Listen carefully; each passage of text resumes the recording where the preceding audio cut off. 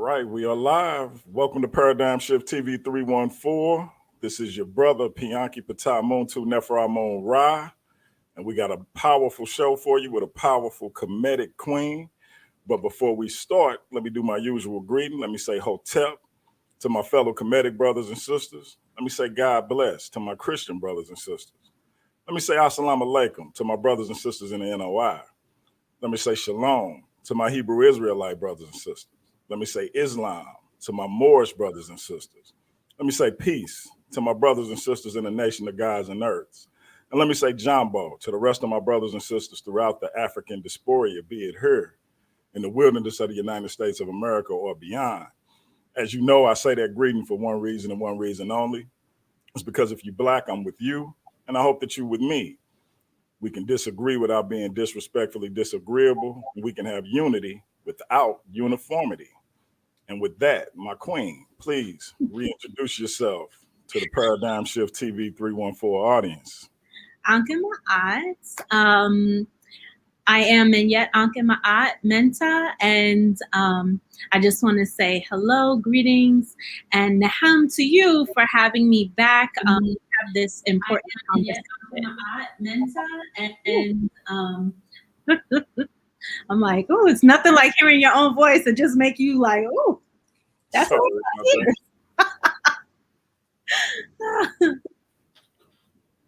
We're good now. Sorry about that. No worries. So we're here to talk about a very, very interesting and important topic. Mm-hmm. Dating while Kemetic. Yes. And so with that being said, I'm going to ask you this. Why is this topic so intriguing for you in particular, would you say? Oh, Lord. So this topic is very important just because it's a topic that's not only very popular right now, like on social media, but it's also a topic that if you're anything like me, your parents didn't talk to you about dating.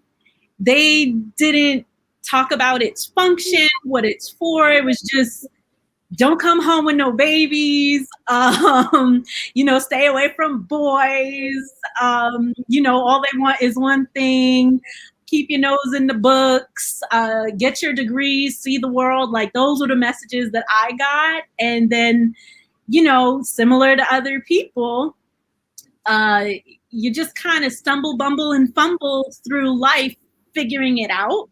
So to be able to have the conversation is very, very important, not only for us now, like if you are Kemetic and you are single, like, well, what should I be looking for? What does our culture say are our norms? But it's also important for young people and young people following behind us because, and I think I mentioned this before in the last time we spoke, where the contemporary Kemetic legacy, as it is right now, it has only been around since the 1970s.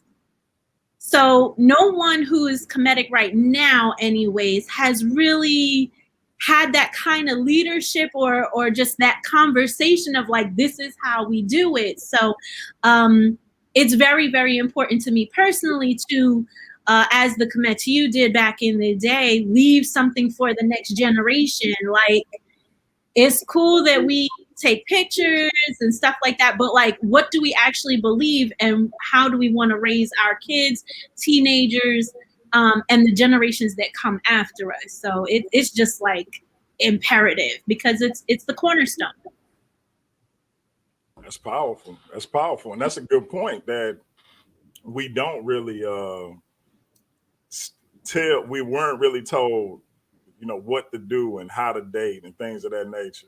And we all just, I tell my girls, but I do get a little more in depth. But I tell my girls exactly what you said. Hey, listen, ultimately, they just want one thing. It just depends on what they do in between. It's like people say, the most, it's not the day, it's the day you were born. Mm-hmm. You die, but it's what happens in that dash that matters. What he does in between that dash, between when you meet him And Mm. when he gets what he ultimately wants is what matters. And that's what should determine whether or not he meets his goals. So, and I just kind of break it down like that. But you mentioned people who are single. So that leads me to my first question. Are you single? So I am currently single. I would like to say that I am dating. Um, so I'm gonna leave it at that. Okay. Yes, Okay. yes, I am. Gotcha. So with that vague, that definitive but vague answer, we'll move on to the second question. With your spiritual path being paramount, is it important to you that the man in your life be spiritually aligned with you? So there are some things that, unfortunately, when I say that, might sound a little harsh. So please, Menyet got her honey right here. I'm trying to keep my words sweet today. I am not trying to get on anybody, just because I find that a lot of times the conversations about dating and dating advice and all that seems to be very accusatory. So that's not how Minyet is trying to come. I'm just trying to say, well, if it quacks like a duck and it looks like a duck, I mean, it may be a goose, but it's probably a duck. I'm just saying, just throwing it out there. So I live in the New York tri-state area. So there are a lot of people within this area that identify as Kemetic. But sometimes when you go out with potential suitors, they end up not necessarily being as described. Like the ingredients label was a little vague and lacking, and I'll put it like that. Um, so I have come to the conclusion, because I want to say years ago, I'm like, he got to be Kemetic, he got to be vegan, he got to this, he got to that. And now that I am, and I'm not going to say my age, but now that I am the age that I am, I have learned that part of my is that flexibility within dating. So I have actually found that gentlemen callers who identify as spiritual, who just seem to be on that type of openness level, is really what I'm kind of looking for, just because I don't want to say it's unrealistic, but like I said, we've only been around since the 70s and we're very spread out. So it is much more likely that I will meet someone who is not Kemetic versus meeting someone who is, like, to be honest. So the things in general for people who are Kemetic and identify as being Kemetic, I tend to think of like morals, values, mental health, because people don't like to talk about it, but it's very important. People who are responsible in their own finances, who are strong with communication. And I don't mean like necessarily they just talk a lot, but the quality of what it is they're saying, their tone of voice, how they communicate is very important. So yeah, that's generally, I know it's a long answer, but that's what I look for. Gotcha. And that to me that makes sense because, like you said, it's we those who profess to be Kemetic, whether they are, as I say, the full spectrum, or are they halfway, or they just teetering, whatever the case may be, it's still the minority. And so you are likely to meet someone who's not under that ideology or philosophy than you are someone who is. So it makes perfect sense. Now, have you found explaining your spirituality to potential suitors or partners difficult? Um, Honestly, no. Like, for me, you know, a lot of my dating experience has been through online dating, which has its pluses and minuses. But it's one of those things that I definitely put to the top, like, hey, I am I am Afro-Kemetic. This is, you know, what I believe. And I just kind of put it out there straight away. Generally speaking, most of the time, people will say, well, oh, what is that? Or, oh, I'm interested in that. And sometimes they are, and sometimes it's a talking point, and sometimes it's a conversion you're going to hell point. So, um, you know, but I really just try to be honest. Just as I'm getting to know someone, I also try to bring up, like, what is their spiritual tradition? What are things that they believe? How were they raised? And stuff like that, to just kind of get a little better gauge in general. So yeah, I just really want to see, is this a person who is aligned with Ma'at, or are they potentially aesthetic? So that's usually how I look at it. Got you. And for those who may not be privy, when you say Ma'at and Isfet, what are you describe that for those who may not know? Okay, so usually the easiest answer is someone who fits into, as Kemetic people or as Kemetiu. We have the 42 Tepra and Ma'at, which are, as other traditions have, like, this is our template for our daily lifelong behavior and what we attain to be. So there are 42 things that you pretty much are supposed to recite in the morning and the evening. Now, clearly, if this person has no context as to what Ma'at is, I'm not sitting there like, you must read the 42. Like, no, nothing like that. But it's the idea of, are they a man or a woman of anger? Do they eavesdrop? Or do they pry into matters to make mischief? Like, I'm looking at the different qualities that are listed in the 42 and saying, is this a person that fits these morals that are pretty much the bedrock of what it means to be Kemetic? Like, these are the things we follow and believe in addition to other stuff too.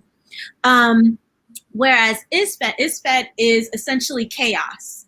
Are they a person who is just fly by the seat of their pants? They're maybe they could be immature. Maybe, you know, there are a lot of different ways that could manifest. So essentially, if you look at the 42 and they're not hitting a majority of them, and clearly nobody hits them all the time every day, but they at least, you know, kind of fit as much of the percentage of the 42 as I do, because I'm looking for my equal, not, you know, I could say even someone who's better. If they're closer on the 42, then that gives me something to aspire to. Okay. That'll work. That'll work. So I guess I'll move on to my next question. So Okay. have you come across someone who you actually wanted to get to know on that level, but your spiritual traditions were too far apart for you to make that connection or allow it to go anywhere? Okay. So generally speaking, I would say no. And that is mostly because as one of my aunt is 84, and anytime oh my gosh, Aunt Helen this, Aunt Helen that, she's like, don't go there, don't go there. Like, that is her. If she had a hashtag, that's what it would be.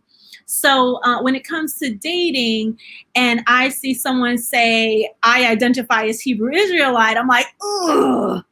If you feel strongly enough to profess that that's what you believe, and that is the system you are following, then perhaps that might be a point of contention. If you say, like, I have found that people who say I'm Christian, that's one thing, but when they say, like, no, I'm Methodist, like, oh, okay, yeah, you claiming something. So I'm back, like, yeah, so that's usually what I look for. And if it's in person, like I said, I just try to, like some type of conversation or talking point. I try to keep it light, but just to try to find out like, oh, it's Sunday. What you doing today? What you got on your agenda?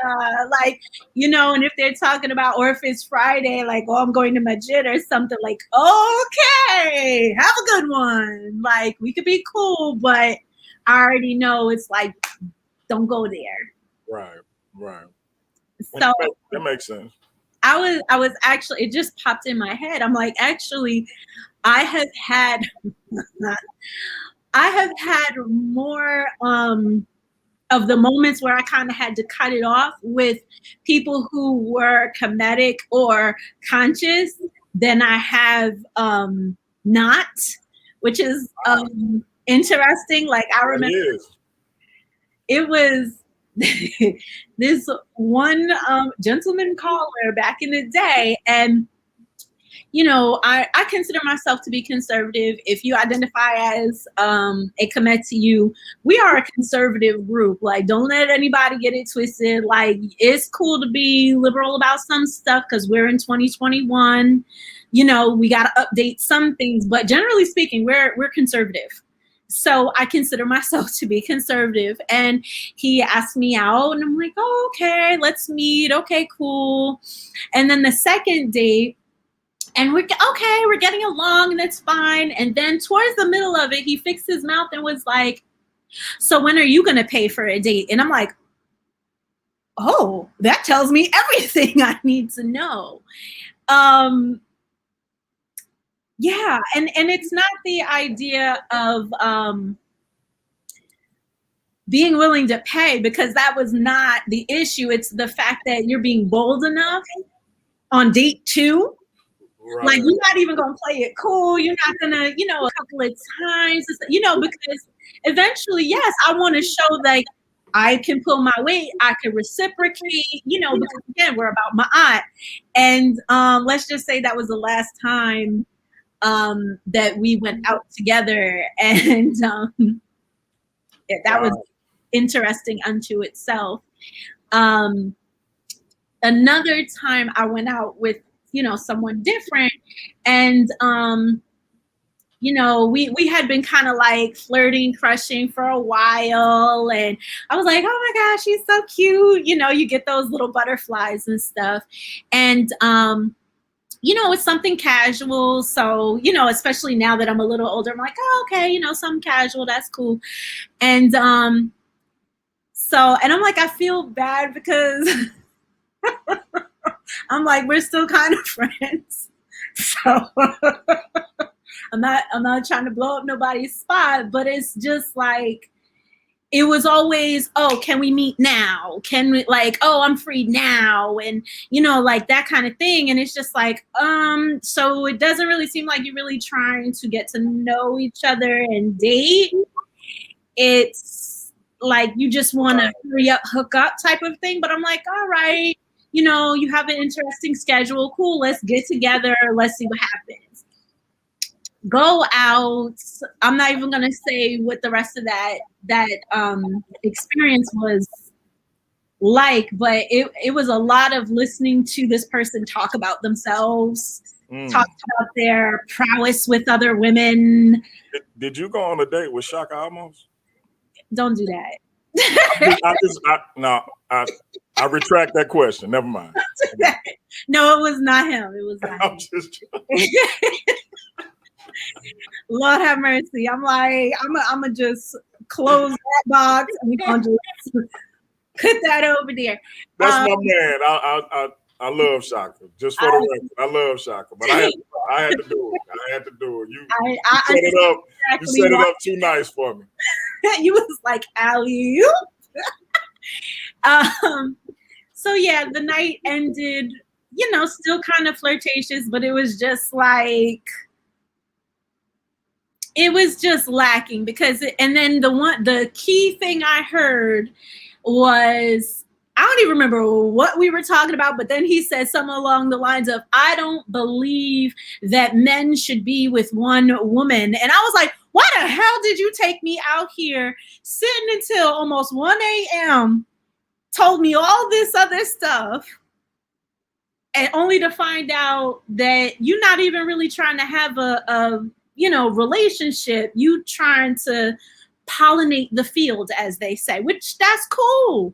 I kind of wish I knew that before I even bothered coming out the house, though. So, so yeah, the Conscious Brothers, they're an interesting group of fellows. We be tripping sometimes. It's all good. And I want to say, I know not all guys are like that. I know that. I'm just saying, wow. That's all. Understood. Let me real quick. So shout out to my brother Black Lion Supreme in the chat. You know Shaka, my man. So don't beat me up next time you see me, Black Lion. But so let me throw this curveball at you, because this wasn't the plan. But all right, let me wind it up. Okay. So all right. We got a brother by the name of Kevin Samuels who make a lot of content telling women what they need to do to acquire a high value man, and telling men how to become high value men. I don't particularly care for his approach. Not to say that everything he say is incorrect or correct. I'm not the person to say that. I just don't like his approach. How it seems to be denigrating a lot of our sisters, even though they putting themselves through it. But what's your take on the number of men we see going to this brother to emulate this particular approach, and the number of women that actually go to him and put themselves through this scrutiny? So I have to be honest. I have not had the pleasure of enjoying a full Kevin Samuels video. I've heard about it. I've heard through the grapevine.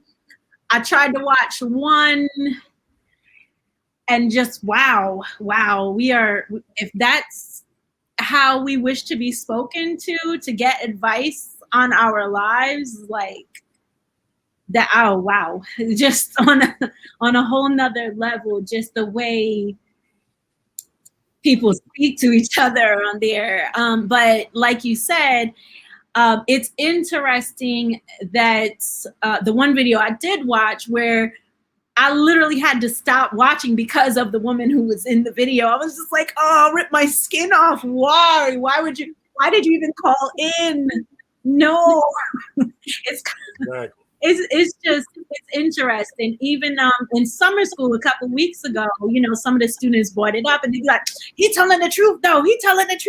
And I'm not gonna lie and say he doesn't have something to what he's saying. But it just seems that it's so ego driven that it's missing the mark. Like, a lot of the women are missing the mark. The guys are missing the mark. Like, I feel like if we were to try to be objective of the stuff he was saying, it makes sense, dating on one's level. And that's something I kind of, want to get into a little later. Like, dating on one's level is very, very important, especially to Kemetic people. But you don't kick a woman in the face and be like, get on my level. And you don't kick a man in the face and say, you're beneath me. What do you bring? It's this very interesting conversation of like, well, what do you bring to the table? Well, what do you bring to the table? Well, what do you bring to the table? It's childish. It's very, very childish. And like, I even know of someone who identifies as a follower of Kevin Samuels, and this person is supposed to be Kemetic, and I'm just like, how?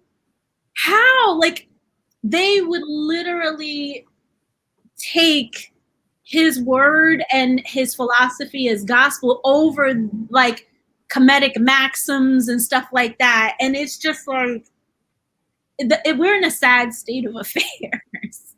Wow. We're in such a sad state of affairs if that what he's saying is more important, because he's a Christian.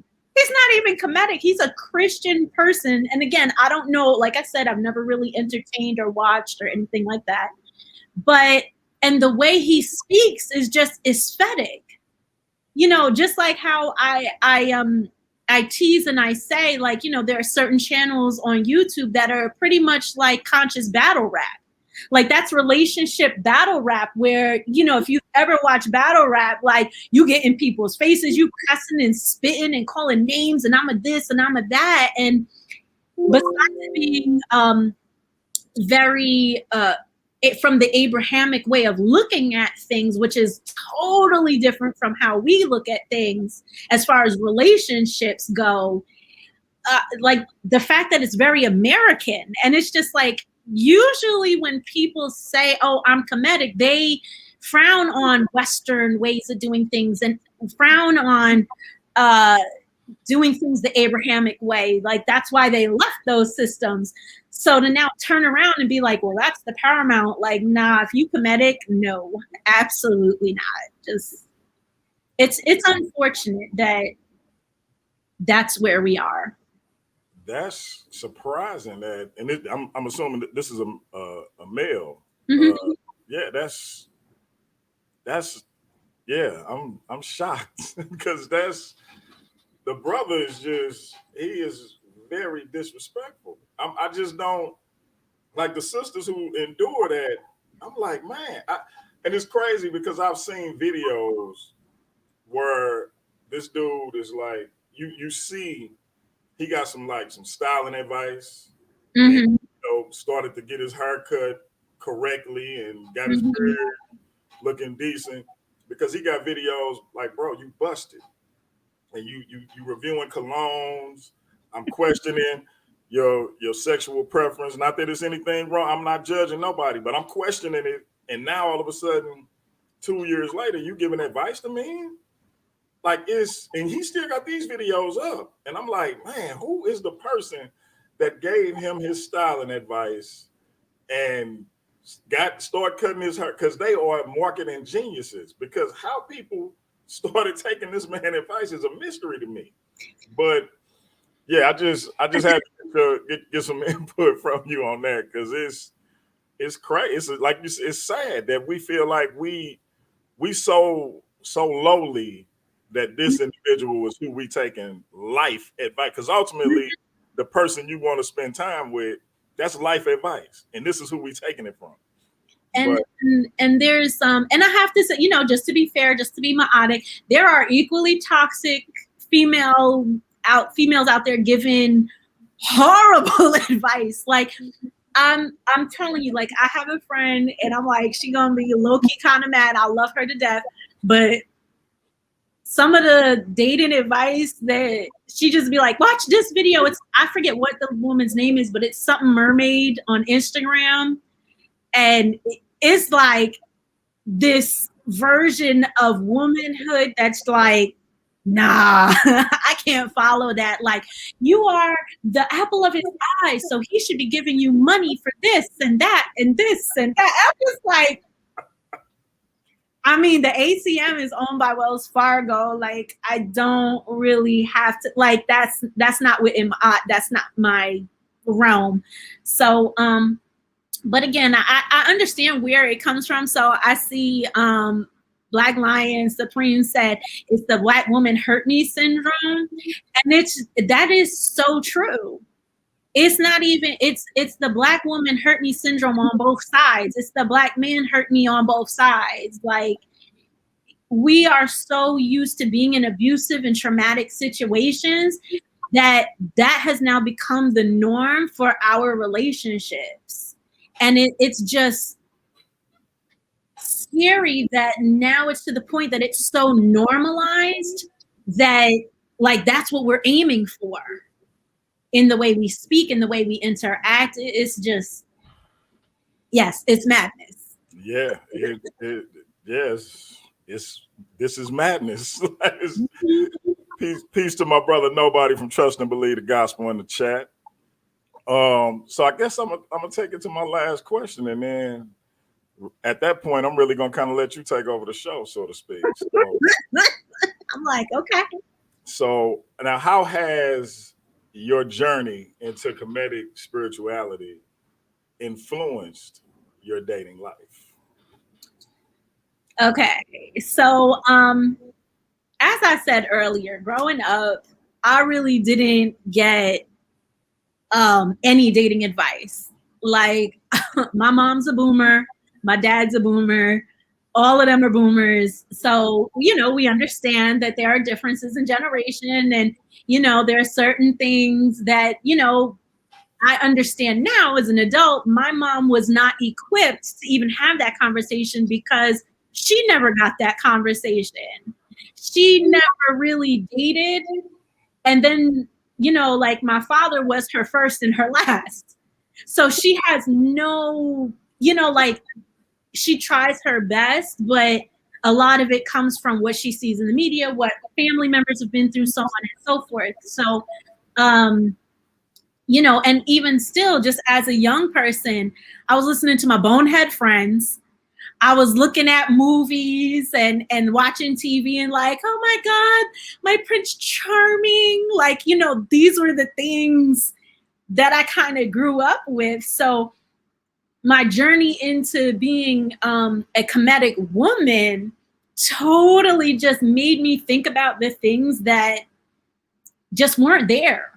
They just weren't there, and it's nobody's fault, but it's just, again, this idea that the Kemetic legacy has only been around since the 70s, and then before that, between what was it, the crack epidemic, and with welfare and not being able to have the father in the home, and like, we had all these things breaking down family for so long, and in my family personally, my mother's mother died in childbirth. So she was raised by her father. So, her whole, you know what I mean? Like, it was very, Yeah, very different. it's different, yeah. Very, very different. So, and I even throw this question out to everybody else. Like, if you want to just say thumbs up or yes or something like that, like, was your experience as far as getting messages about dating kind of similar, where it's just stay away from boys, stay away from girls, keep your nose in the books, like watching and getting ideas from TV? Like, did anyone have a different experience? That's what I would like to know. Like, or is that the norm, essentially? I think it's pretty much the norm, because like my mother, she didn't even talk to me about dating. Mm-hmm. So I saw older family members who had been in relationships since before I was born. Like I had my aunt she's been with my uncle literally since I'll be 45 in October. They've been together since like a couple of years before I was born. So I saw that, and then other relationships, and so I'm patterning things after that because my mother and father had a tumultuous type of relationship.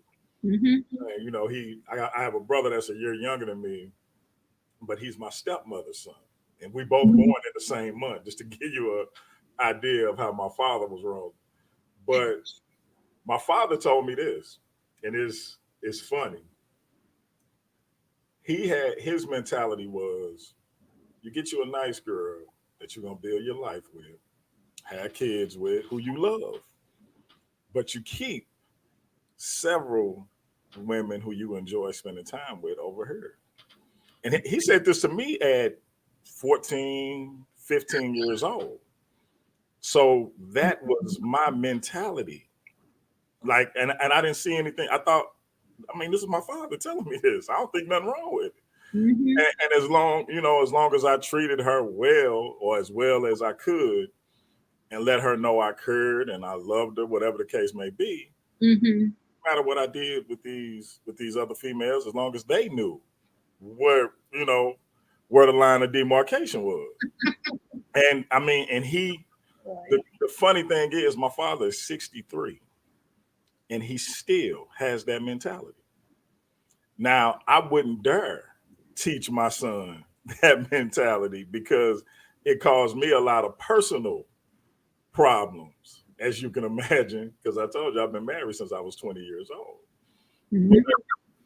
And having a particular immature mind state and not understanding that this is not how things work, I still carried that mentality over into my young adult married life. And so I wouldn't pass that thinking on to my son, but my father is in his early 60s Mm. and still has that mentality. And he loves my wife as if she was his blood daughter. And I'm proud of you. You don't you don't act like me anymore, but you still act like you. It's the craziest thing. So everybody had these little, but in his defense, his father wasn't around. His uncle taught him that Mm. mentality, and he can't. So it's hard to shake. And so while he's happy, I don't display that behavior. It's part and parcel to who he is at this point. I don't know if it'll ever change. Mm. And I think about that because I'm like, now I'm starting to jump around because of, like, you just put sparked a thought in my mind where like that kind of mentality, a lot of guys will say, and I've heard this from more than one person, where it's just like, oh, well, guys are just not meant to be monogamous. Guys are just like, we're meant to pollinate, we're meant to this, we're meant to that, science, yada, yada. Like, they use all different kinds of stuff. And I want to say recently, I have come to the revelation that literally every man in my life that I know has cheated. Every single one. Don't lose that thought, Queen. I just want to shout out my queen, Jamila Griffin, in the chat.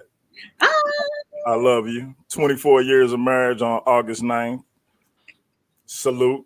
Go ahead, Queen. Yes, it was foolishness, straight foolishness. And to kind of fast forward a little bit to like some of the things that I wanted to get to, or some of the other points, is this idea that, again, we say as Kemetic people, like, oh, the West is horrible, it's bad. Oh, the Abrahamic thing, oh, that's bad. We need to go back to tradition. But yet, that kind of thinking is Western thinking because, unfortunately, your manhood or masculinity is measured by how many women, how much money, and so on and so forth. Whereas, like, if you're a Kemetic man, that is not the measure. So if we're not differentiating through, like, that is the old way of doing things, that is, I understand that was where our parents were, that was their understanding, so on and so forth. But for us to continue that at this point is just not only is aesthetic, but it's careless, irresponsible, and it's going to continue. Like, we want to say, oh, we need to heal from generational traumas, we need to this, but if we're still giving certain type of advice with a certain kind of mindset, it's not going to go away. And now your children are going to feel that pain that you experienced. They're going to feel the pain that you put somebody else through. So it's just, we really have to take stock as to, what we really believe and what's important when it comes to relationships. So I'm like looking at my notes back and forth. So one of the things, or one of the main points I wanted to make, is the ancient Kemetic believed that marriage was the cornerstone of their society. So, like, it was incredibly important. Whereas, I feel like in 2020, it's just a social status. Like, to quote it, the great Color Purple, I was married now. Like, people just want to be married. And I'm not going to lie, that was me for a very long time, because, again, I grew up in this society. So it's kind of like, you're such and such years old, hurry up and go get married. You're such and such years old, hurry up and go do this, without thinking like, well, what is its function? What is its purpose? And what am I going to do once I get there? Like, what's the purpose of getting married? And I have to be honest, like my ex even told me that, what's that point of being married, or what's the point of getting married if you don't understand what marriage actually is? So it was just like, hindsight, I'm like, you know what? Yeah. Like that, it's a very poignant question that we really need to think about. But the Commit to You had a whole, system. And, I encourage us to look at that system. So generally speaking, courtship back in ancient Kemet was, you meet somebody, you vibe with them, and I'm not talking about like sexually or nothing like that. Although, we're not gonna lie here, that's something that is, part of the mix that's important within a relationship. Very important. I'm glad you leaned in like very. I got the whole forehead for that one. Exactly. So, but it wasn't necessarily about love. Like, love wasn't the first thing. The idea of courtship was, is this a person I can build a foundation with? Is this a person I can have kids with? Is this a person I could build legacy with? Because again, the function of eventually of this courtship eventually would be to get married. And if that is the cornerstone of whole of society, we need to find someone who we can actually be married, not just flash a ring and have a cute car and then parade our children around like they're circus animals. Because let's be real, some people do that. Like, that's why they get married, because they want that status versus, and it ends up damaging the kids, the family, like that's where we messing up at. So there were arranged marriages back in the day. And people would be getting married as young as 12, 13, so on and so forth. Now, I'm not saying in 2021 we need to, engage in that, update it kind of a thing. But I think matchmaking is something that, could be thought of, as well as just in general looking at, that legacy. But I'm gonna get to that in a moment. So in addition to courtship, there were very specific gender roles, and I know that's something that's very important in 2021. People are just like, oh, I'm gender fluid, I'm this, I'm that, and the third. And, a lot of people are just kind of, going in many different directions. So if we're talking about the Kemetic direction, we have our classic gender roles are a masculinity is defined as having a profession, aka having income. And when we say that, I'm going to just say legal income, not just hustling, not just, that kind of thing. But like, again, that's your status. That's who you are in the world.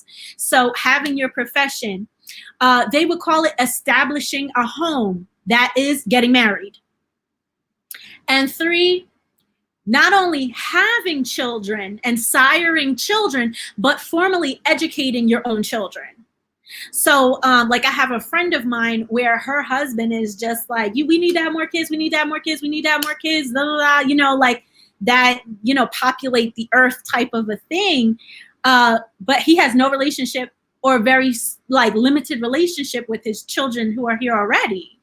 So it's just like, again, are you parading your children around as status and like, oh, I'm a man because I give money to beings that don't even know me as a human being? Like, how is that really family then?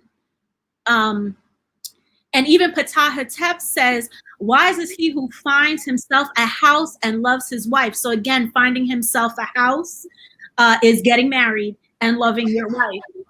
And again, since love wasn't the first thing, the idea of establishing a home is that love would eventually come. Like it takes time to develop and stuff like that. It's not just I love them and then you do all the other stuff. It's kind of like out of order the way we kind of do it now. So to get to the other side, femininity, getting married, being a good wife. So again, you're following the 42. You're making sure like this was something that I had to even recognize within myself, that what does it mean to keep a good home?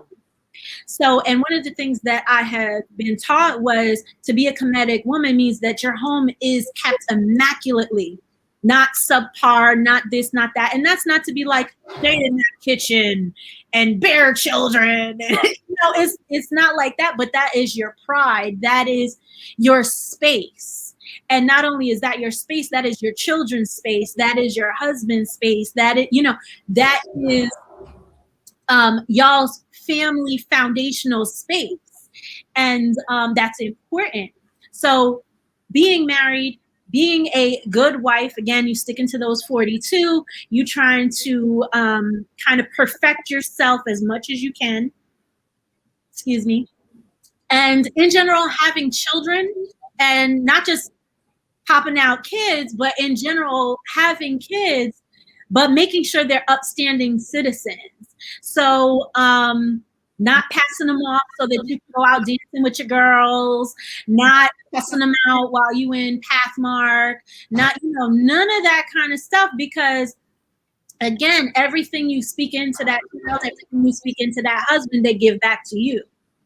So one of the things I've come to realize so much recently is how much women have trouble with other women because of their mothers, because they look at their daughters as competition. They look at their daughters as, oh, she's moving fast. She's this, she's that. Well, where is she getting it from?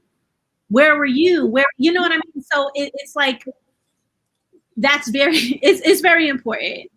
The next thing is your beauty and your health. Now that doesn't mean you got to be a fashionista and being superficial. But again, if your home is clean, you should be clean. Keeping yourself well kept. And this isn't to say that men shouldn't be doing that either.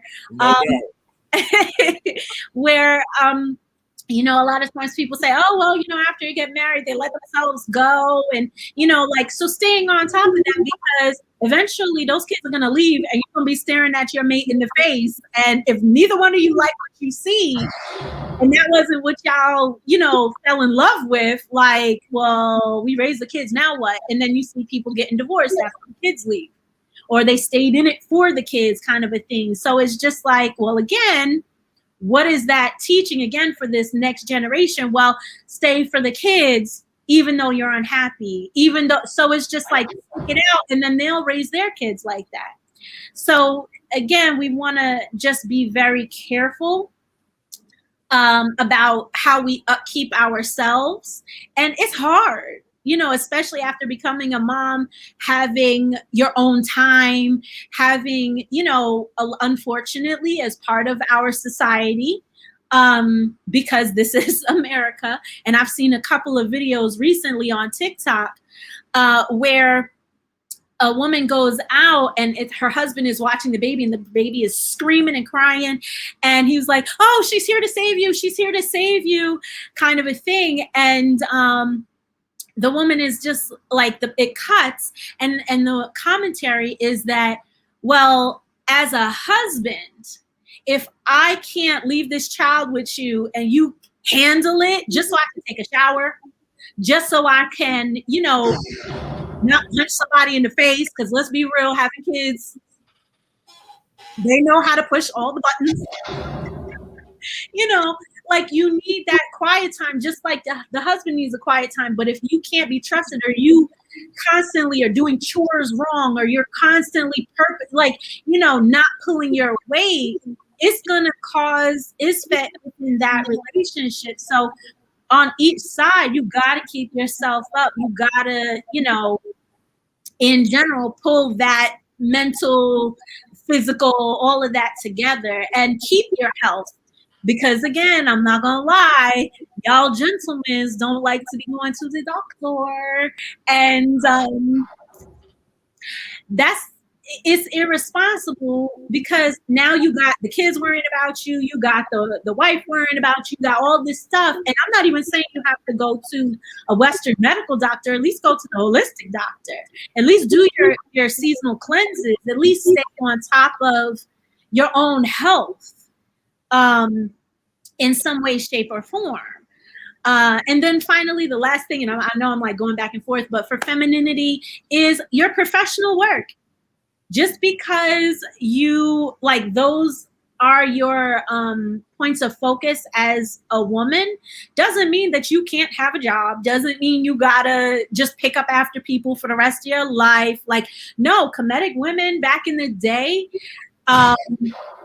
they were medical professionals, they were food vendors, they were farmers, they were entertainers. That like Kemet is known for being one of the most, and granted by 2021 standards, we would be like, nah, that's sexist, or nah, that's, too much.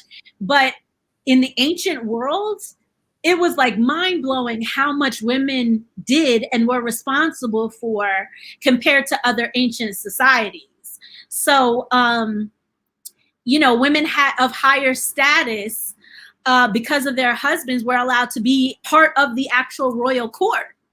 They were allowed to be priestesses. They were allowed to maintain tomb offerings. They were allowed to call the seal bearer. So they had important positions in addition to their home stuff. So let's not, I don't want us to get it like, oh, like I gotta be barefooted pregnant. Like, no, absolutely not. There was no separation between women. It wasn't like go off into a corner type of a thing.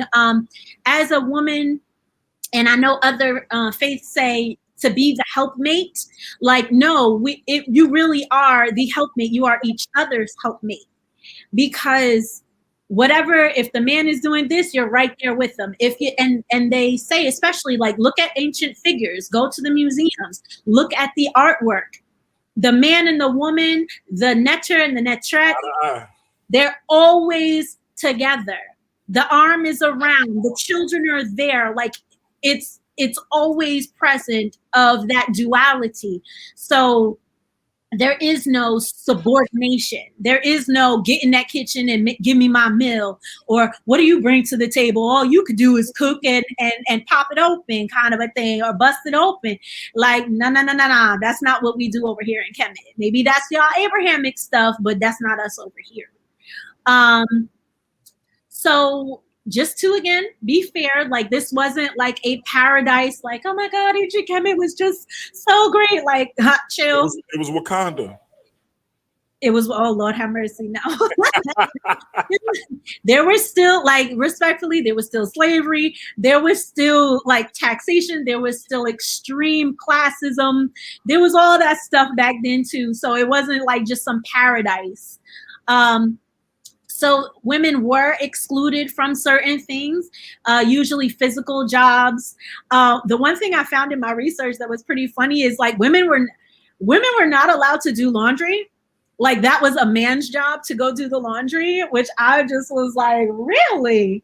But it makes sense, because if you're washing the laundry out in the Nile, a hippopotamus or a crocodile gonna come get you. So that was a man's thing. Men had to go do that. So, but in general, the idea is that when it comes to gender roles, oftentimes we think of gender roles in the 2021 sense of like patriarchy and misogyny and things like that. And that's not necessarily the way it was. It's just, you do this, I do that. It's not better. It's not worse. It's just, this is what needs to be done. And I've even said this in my classes before, where it's like, well, where do you think this even came from?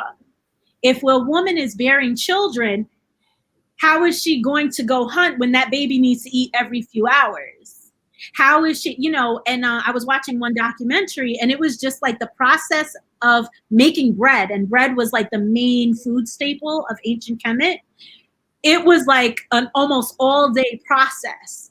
But because, you know, you got to build the fire. Then after you build the fire, you got to mix it. Then you got to let it lift. Then you, I'm saying the wrong terminology. And I love to bake too. That's like the worst thing that I forget that. But you let it rise and then you put it in and then you got to turn it. And then, you know, so by the time you make enough bread, because it was like pita bread size for your family, half the day is gone. So it's like, you know, yay, women empowerment, but it's just the idea of back then, it took way longer to get certain stuff done. So it would just make sense. Well, okay, if we're having kids or grandma's going senile and you're going to watch her kind of a thing, like, you know, these are the things that can get done in this sphere and these are the things that can get done in this sphere. And it doesn't make it better or worse kind of a thing. So I have 3 words. These are all out of the Vigus dictionary. So for anybody who, you know, people want to be like, oh, there was no such thing as marriage. Marriage is a white man's concept. Oh, I don't need that white man's piece of paper. Like, no. In ancient Kemet, like, we had vocabulary for that. So let's not do the trickery. So Smait. Again, if you're looking on the Vigus dictionary, it's on page 464. That is your marriage contract. Oh, Lord, I'm going to butcher this one. I should have practiced this one. Shame on me. Take your time. Take your time. So, Ak per, so that is wedding or to contract a marriage. That's page 605. And then Heb, so that is festival, wedding, or holiday. And that is on page 2011, 2012, 2038, 2059, and 2109. So that was not something that we did not do. Like, let's be clear, like, nah, that's a lie. Whoever telling you that, they lying.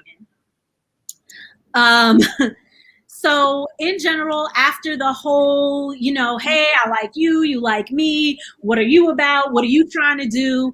Then the couple comes together and they be like, hey, fam, we want to get married. And the family would have to approve it. Just like nowadays, like if your daddy knows that he ain't worth a pound of nothing, he gonna be like, nah. If your mother, same thing.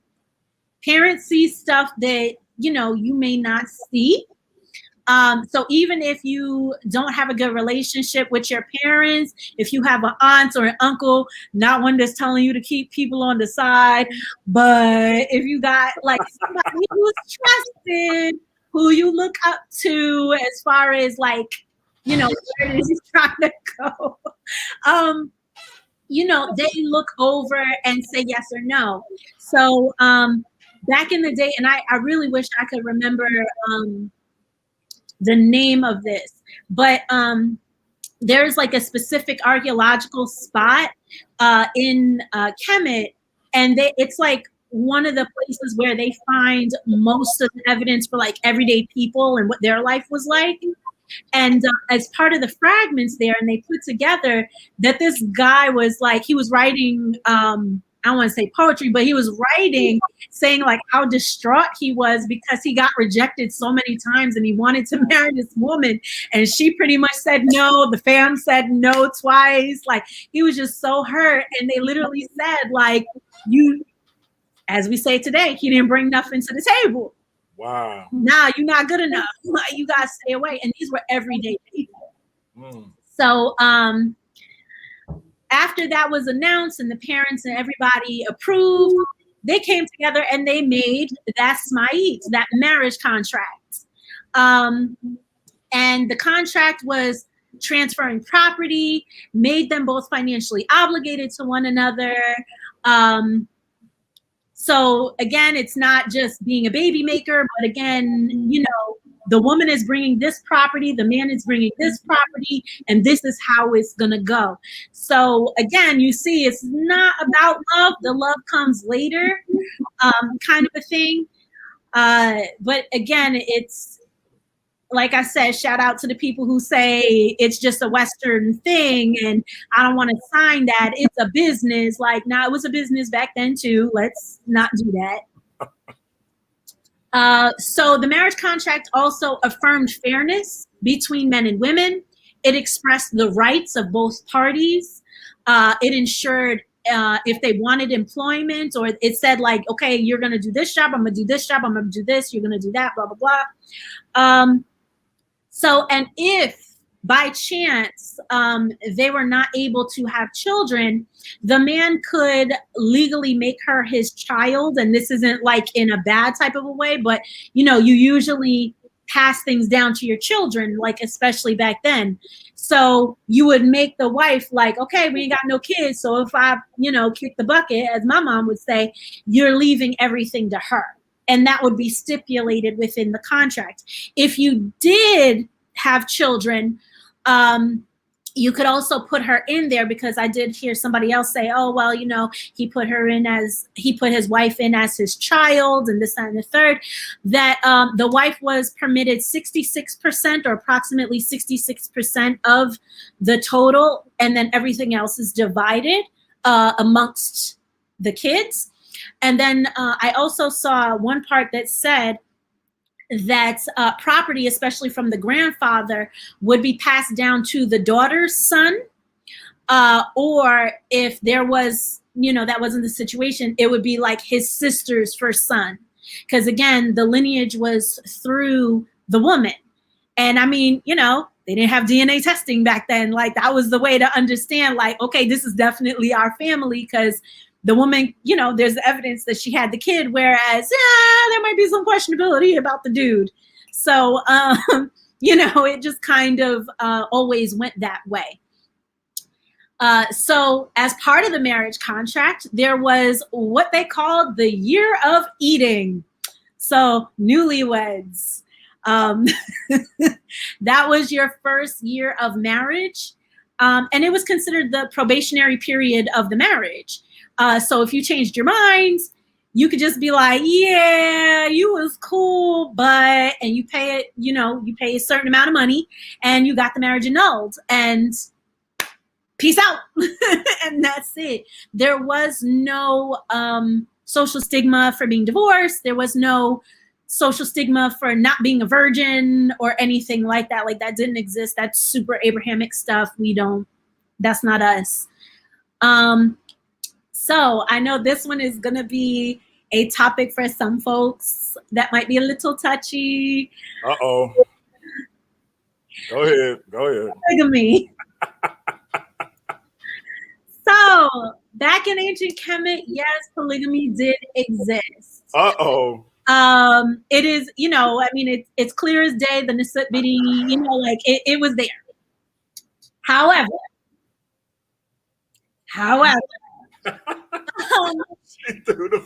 I'm just saying, because I know some people are gonna hear just that part and like run out the window with it. It's like, whoa, come back. So it was legal. It was practiced by the aristocracy, the wealthy. It was not the everyday regular schmegular dude. We ain't got enough money, brothers. Yeah, like it is not for you. Sorry, not sorry.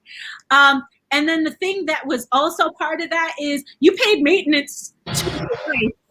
So a lot of guys didn't want to have to pay maintenance to multiple people, because then you're going to lose your money. So that's, something that made it so that it really was for the wealthy. That was not everyday people stuff. So it was very, very rare. Like, if you look archaeologically, it's very rare to find evidence of more than one wife outside of the aristocracy. Every now and then you'll see it. But again, the thought at the time was polygamy was for political ties. So, you get this wife from over here, and now that nation and your nation have an agreement. You're a politician. You're making agreements like that. The next is if your wife was not able to have children. Now, granted, back then it could have been the dude. It's possible infertility isn't just a female thing; it's a male thing too. But it was allowed to, again, procreate, because what's the foundation is a family. So you wanted to have children, and especially with high death rates, you wanted as many children as possible. So having another wife to ensure children was part of that reasons for polygamy. And then the last reason was a widow. If a woman was a widow, let's say her husband died, he went off to war, someone who was of means would take her on as another wife because, you know, just socially to kind of, again, it's all about the family and keeping the society together versus, you know, just kind of leaving them out there. And there are plenty of maxims, like if you see a widower in the field, do not take advantage of her. And that's out of the Husia. I forget what page off the top of my head, but it's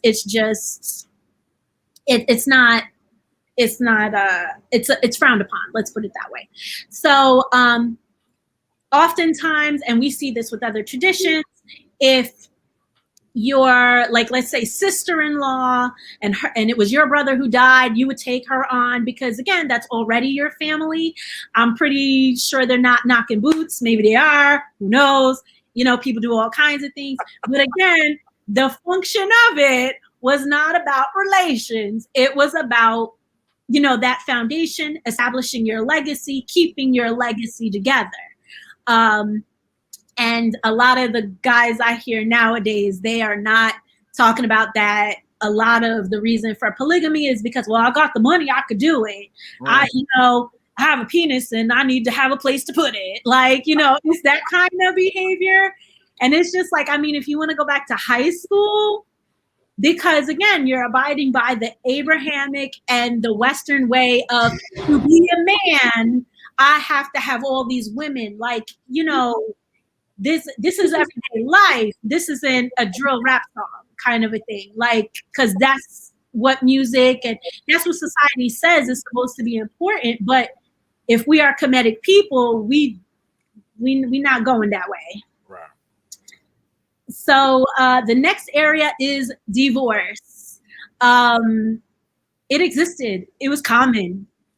Just like we have high divorce rates, they had high divorce rates. Wow. It was loud. So again, so it's called the Wadit, and I'm not sure if I'm saying it quite correctly. So don't you know, get on me. I'm still learning. So that's Vigus page 640. That is divorce by judgment. It could also mean a divorced woman. So that's page 640 and 821. And then you have nis, which is put away, disown, specifically like a spouse, expel from, divorce, drive apart from a husband and wife. So again, it's within the language. It is definitely something that existed. It was totally allowed. You didn't have to just be a guy like other traditions, like only the man could. Nope. If a woman wanted divorce, divorce. If a man wanted divorce, divorce. The only thing, before I even say that, if you just wanted to marry somebody else, that was okay. If you just wasn't jiving with each other anymore, like it was considered like permissible. There were no like, you till death do you part forever. Like, again, and I think I said this the last time, where in Kemet, we're all about ma'at. We understand that everything ain't gonna be peachy keen forever and ever, amen. Like, life happens. So divorce can sometimes happen. Like, you know, how many, like, there were still abusive relationships back then. There was still, all of these things existed back then as they do now. So why are you gonna, you know, my wife abuses me and she talks horribly to me and she pushes all the triggers every day, but I'm gonna stick around for the kids. Like, nah, you gotta show them kids that that's not okay. So, and in addition to this, and adultery was a thing, you know, and unfortunately, I'm sorry to break up the Wakan division. If a man cheated, a woman could divorce him, and she would get back her assets. Like, so whatever she brought into the marriage, she could take it back. He didn't get to keep it. And in general, now granted, there are texts and there is evidence that if the woman cheated, she could be straight up killed.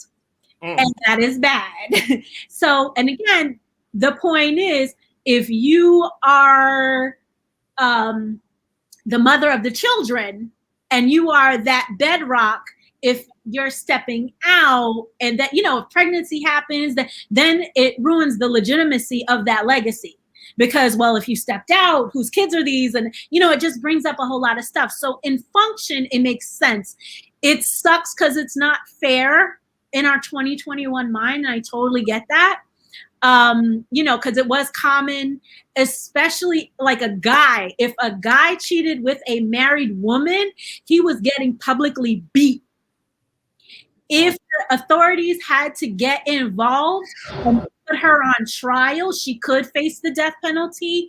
Again, it depends on what time period you're in and how much that happened or didn't happen. But even if the woman did cheat, and this is like, I know in nowadays people are like, I don't want to pay no alimony, I don't want to pay no child support, and blah, blah, blah. Like, that's the thing. Don't you all worry. I got y'all. I got statistics. It's coming. But the woman is still allowed 1/3 of the assets. Now, granted, this is also because part of it would go to the kids and this, that, and third. But the wife, even if she cheated, was allowed 1/3 of the marital assets after divorce. Give me 1 second, Queen. I just want to point out, I don't know if y'all peeped this. She didn't say if a man abused a woman, which is what we typically hear about. She said if a man was getting abused. So I gotta drop another bomb real quick, because we don't talk about how these men be getting beat up and yelled at and denigrated by these sisters, but they do. Shout out to those brothers who take that beat. Also, when you talk about the women that could get killed for committing adultery, and I'm spitballing because I'm thinking in modern times. Did the fact that they could leave with those assets have anything to do with the fact that they sometimes were killed, or was that just part of the process? No, it was part of the process. Okay. Just in general, but there was one. Oh gosh, I can't remember where it was from. I would have to relook it up. But it was a what do you call that? Like a official document, and it was this person who was, of the aristocracy, and he was messing around with not one but 2 married women, and that's why I said he was publicly beat and shamed. Oh, I forgot the other thing. If she didn't get killed, she could get her nose cut off. Wow. So as a symbol, nah, don't. Stay away kind of a thing. So you could incur bodily harm, but again, how can I say it? The bodily fetters, try to stay away from that. And I just want to say, I in a society where if a man, because my queen is what's most precious to me, and if another man, affected how precious I see her, a public beating, short of me doing worse, I'll take that public beating. So I'm not mad. I gotta drop a bomb for the ancient Kemetic civilization real quick, because I think that would be satisfying to most men to watch that individual get that public beating. I'm just saying. But go ahead, Queen. Yeah, that it is something else. And I mean, I get it. I understand, but men cheat and they do this and they do that. How come women get treated this way versus that way? And again, it's not like if a guy cheated, he would be blameless. There were still consequences. There's still ma'at. It's just, again, because the foundation of society is considered to be marriage and children, that is why it was more extreme for the women. But it doesn't mean it's worse when a woman does it, because we hear that a lot, and that's it's worse when it happens, period. Right. I can say, just in my life, I have been cheated on many times, and I feel bad that I said it that way. Like that was not a bad Yeah, joke. just made me sad. I'm like, huh? No. It's life. It's life. It happens. But it hurts. It hurt. You know, like I said, the guys. Oh, you know, and I understand that, but it hurts both ways, and it rip your soul out. Lay on the couch, can't go to work for a couple of weeks. Hurts really bad. It makes you rethink all of life. Like, you know, I even said lately, I see why hot girl summer and I see why women act the way they do. I don't agree with it. I don't see it. I don't say that's what we should be doing. Absolutely not. But I see how things denigrate it. And like, again, we're beating each other up so bad. It's like a race to how bad we could traumatize and abuse each other. And it's like, we definitely, we got to stop that ASAP. So part of, just as I was kind of like getting my research together, I'm like, okay, well, you know, well, what does that look like? Like, okay, this is how the Kemetic did it. This is how it was in ancient times. But, you know, we've had the civil rights movement. We've had the women's liberation movement. We have it where in 2021, to live on a single income just for a single person is difficult. So, you know, and to get back to what you were saying about like Kevin Samuels and even polygamy, it's like I have seen, not with him, but in other situations where so many guys say, I want a stay-at-home wife. I don't want her to go out. I want her to stay home. I want her to be domestic. And a lot of women wouldn't have a problem with that. I'm not saying all women, but there are a good amount of women who are cool with that. But you have to have your T's crossed and your I's dotted. You know what I'm saying? And like just how expensive it is and our income as a group of people, it's like, it's one of those things we just don't want to talk about. Like, respectfully, we understand, you know, Western society treats Black men a certain way. It limits opportunities. It limits earning potential. And it does for Black women too. But is it realistic? And I put that out there. Is it realistic? Unless you're literally living in Mississippi, which has the lowest cost of living in the whole United States. Unless you're living in Mississippi, it's really, really expensive to live.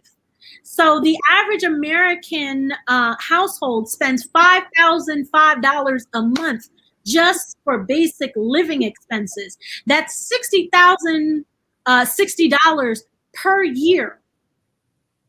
I don't know about y'all, and I'm gonna get to it in a couple of minutes, but there's a lot of people in our community who is not making $60,060. The median mortgage is $1,609.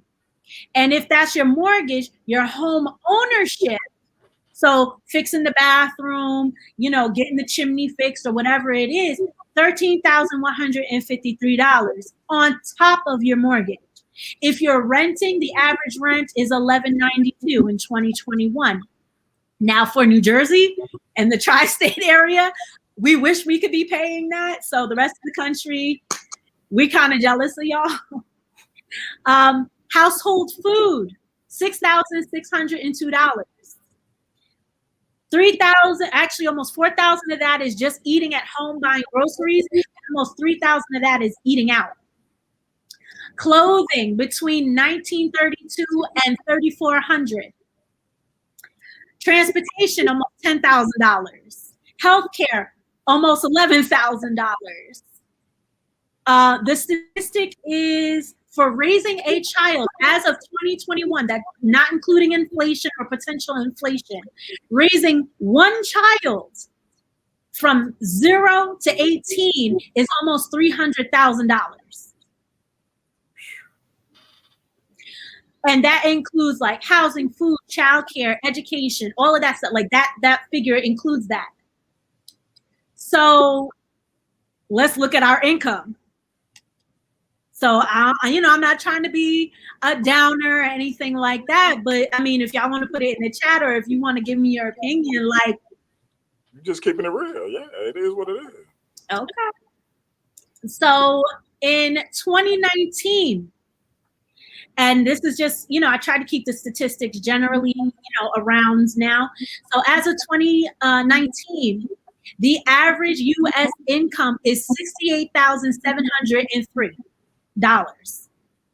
So if it's $68,000, but the yearly household spending is $60,000, that means you got $8,000 for non-essential things: saving, investing, starting a business, going on vacations, sending your children to gymnastics camp, basketball camp, science camp, whatever, singing lessons, dancing lessons, like $8,000. And then, so if we wanted to break that down, African-American women's income, so just women alone, is approximately, and again, this is the average, is $746 a week, which is approximately $41,098.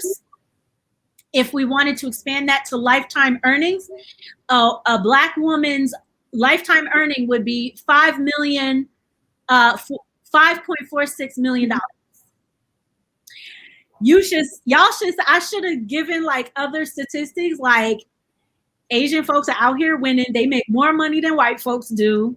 Like they make, I think, $1.25 more than white people do.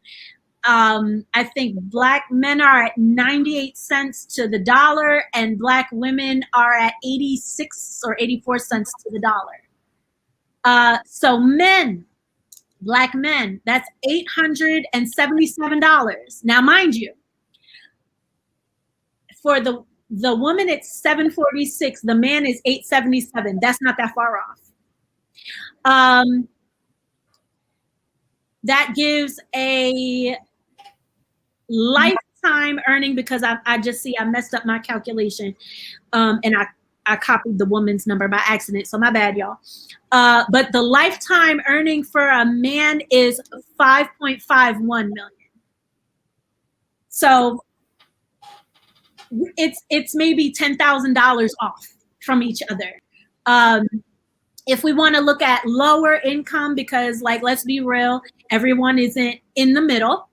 Lower income for women is about $21,700. Lower income wages for men is $23,738.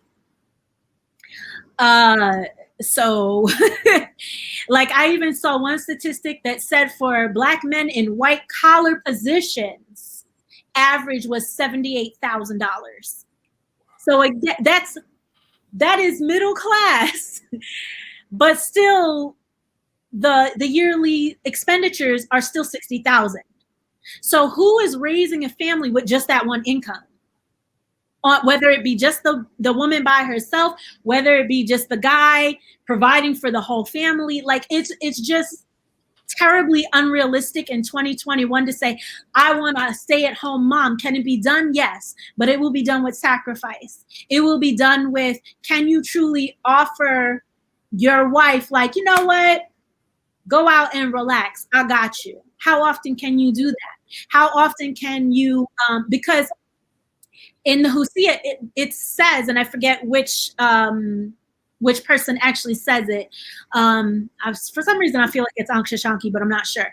But he says, like, when it comes to your wife, you bathe her in oil, you put food in her belly. Like, essentially, you spoil your wife. How are you spoiling when you know what I mean? Like, you're gonna have to cut that. And then in modern society, we see that as an okay cut, and that's not okay. Or our kids don't get to have those certain opportunities. We always want to talk about, oh, the school system and it's behind and this, that, and the third. But if you are promoting having a family on just one income, you are robbing your own children of certain opportunities. Now, this doesn't say that, maybe the wife, okay, you won't work for a certain amount of time. Then as the kids get a certain age, blah, blah, blah, blah, blah. Or, because we're in a position where we're not that far off from each other as far as income. So if the woman goes to work and then the man goes to work, the man goes to work, then the woman, every relationship is different. And that's a conversation for each couple to have.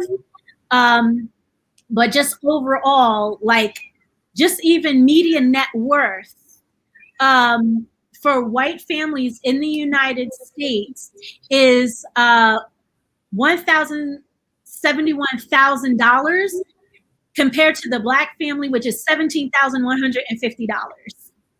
If we are sitting here and saying that we want to create generational wealth, that we want, so are we doing that, or are we abiding by ego? Are we abiding by Western definitions of masculinity and femininity? Are we going by the Abrahamic way, or are we looking at our ancestors and saying, you know what? That might be a better alternative.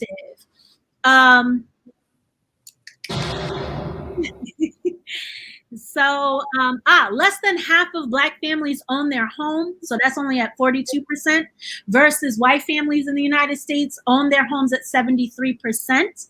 And it has actually gone down because the highest rate for Black family ownership was in 2004 with 49%.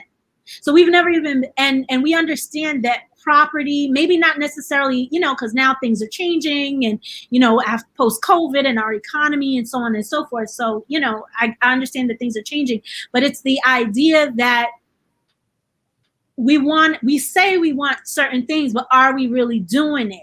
Are we taking the steps, or are we just like, I'm a man, poke my chest out, I got 2 wives, I got this, I got that, look at me, I'm so strong. And at the women, I got a man, he pay all the bills, I don't gotta do nothing, I can, you know what I mean? Like, he buys some Birkins. Like, you're gonna have a Birkin, but your kid can't have certain opportunities. Okay, though, like, it don't go. Like, that's not for Kemetic folks. That's not what we about. And I'm not saying don't have nice things, don't like nice things, so on and so forth. But again, it's about that priority, right? Overall. So throwing it out there. I know I've mentioned a lot about American culture or Western culture, and as well as Christian values, and how a lot of people bring that into Kemet when it doesn't belong.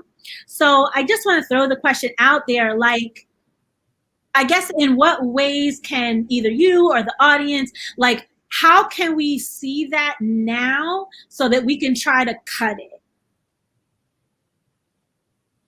Well, I think that for me personally, it's a delicate balance, because some things become, it's like almost part and parcel to how you operate. Mm-hmm. This is what a man is supposed to do, and this is, but as you start looking back at your ancient ancestors and looking back at African cultures and what they did and trying to apply it in a modern context, I always say it's that adage where you eat the meat and you spit out the bones. So you see what works and what you can apply in the modern context, and you extrapolate that, and then you leave behind what doesn't work. And so for me, when we talk about valuing the woman as an equal as opposed to a subordinate, and starting there and having that respect, where you're not looking at her as an object, you're not looking at her as somebody who you can, just to be blunt, get your rocks off with.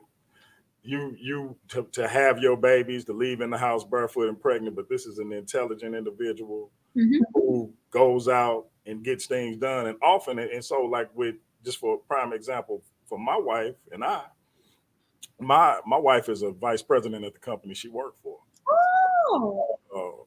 Yeah, she was Madam Vice President before Kamala. But as far as my business, all of the legwork, she did it for me. I do the labor, but taxes, establishing it, all of that. She did all that for me. If it like I told her, I said, man, if we, I obviously I hope it never happens, but if Don't we, say it. but Don't put it into existence. Nope. but I I'm, understand. she would still have to do my books, and I just be telling her, hey, look, I have to hit her with, I'm your baby daddy. So because I could not function without her, and it's almost the business situation. It applies to our real life because I can't function without her in real life. Mm-hmm. So I think that once you start establishing those type of connections to where this person is just a part of who you are, like thinking about, it's like I gotta have my hand. You know what I mean? That would be a hell of an adjustment if I lost his hand. And it's the same way with her. You have to start thinking about excuse me. Mm-hmm. You have to start thinking about your mate as an extension of you. Mm-hmm. We've been together all these years, and so my personality can be what's the best way to describe it? I can be cantankerous at times, and I say what's on my mind. I don't really have I don't put sugar on it, so to speak. Like, let me give you some honey. Here goes some honey. Right. See, she used to keep the honey with everything she did, and as we've gotten older, I put more honey on it, and she is just like, this is what it is. So it's almost like I've taken on some of her characteristics and approaches, and she's taking on mine. So I think just establishing that bond to where that person becomes y'all so intertwined that life without that person, even thinking about, like, you don't even want to say it. My voice I start losing my voice even trying to say it. So I think having that respect, looking at them as equals, not objects, Mm-hmm. not sources of income or this or that, Mm-hmm. and having that thought process that this person is an extension of me. I think that's an Africanized way of looking at your partner, and that'll go a long way forward in producing or perpetuating a healthy or healthier relationship. And I have to say, I really wish there were more people who talked about marriage with single people in a positive way, because anytime, like, I could tell y'all now, I would be at work and my coworkers, if you bring up marriage, oh, you don't want to do that, live your life, enjoy yourself, blah, blah. Like, you always hear like life is over if you get married, and it's just like, that's not so. Like, I wish there were more people who are in long-term committed marriages that, you got to keep it real. Like, you don't want to sell a pipe dream, but at the same time, like, so many people get married and then feel like they're alone and they can't say anything, or they feel embarrassed that this is what's going on in my relationship, this is what's going on in my marriage, da da da. And then come to find out, we all going through hell sometimes.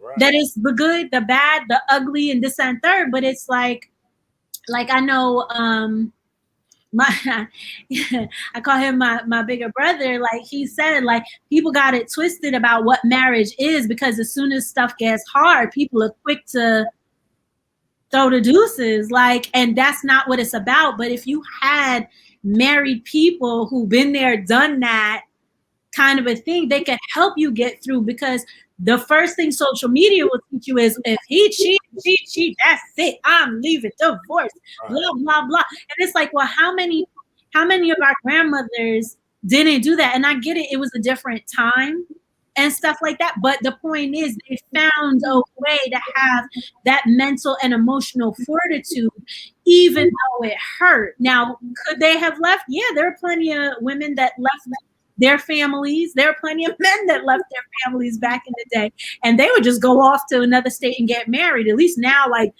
you can kind of find the person and stuff like that. But it's that fortitude that we lack in general. So I'm very thankful that you share that, and the fact that y'all been married for 24 years, like that's a whole human being, young person, worth of experience that so many people could learn. And we do try to play it for, even with couples like our own age. It's funny how we'll get calls from friends and stuff like that, and we end up talking to them. But I think I take it as a personal responsibility to talk to men like that's younger than me, because I did having gotten married so early and coming in with a backwards mindset, I made a lot of mistakes.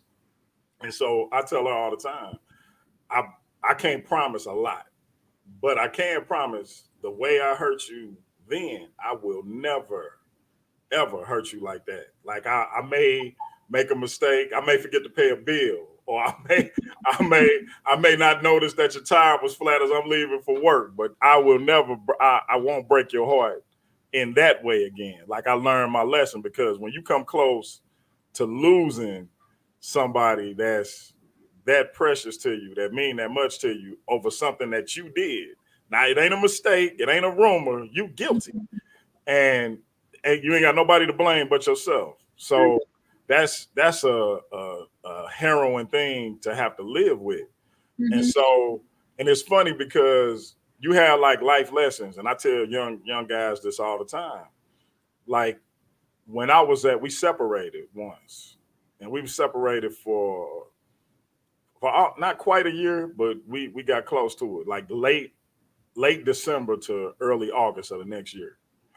And I got like low, and my brother called her like, "Hey, he's sleeping on the floor, he's drinking every day. I don't know what's going on with him."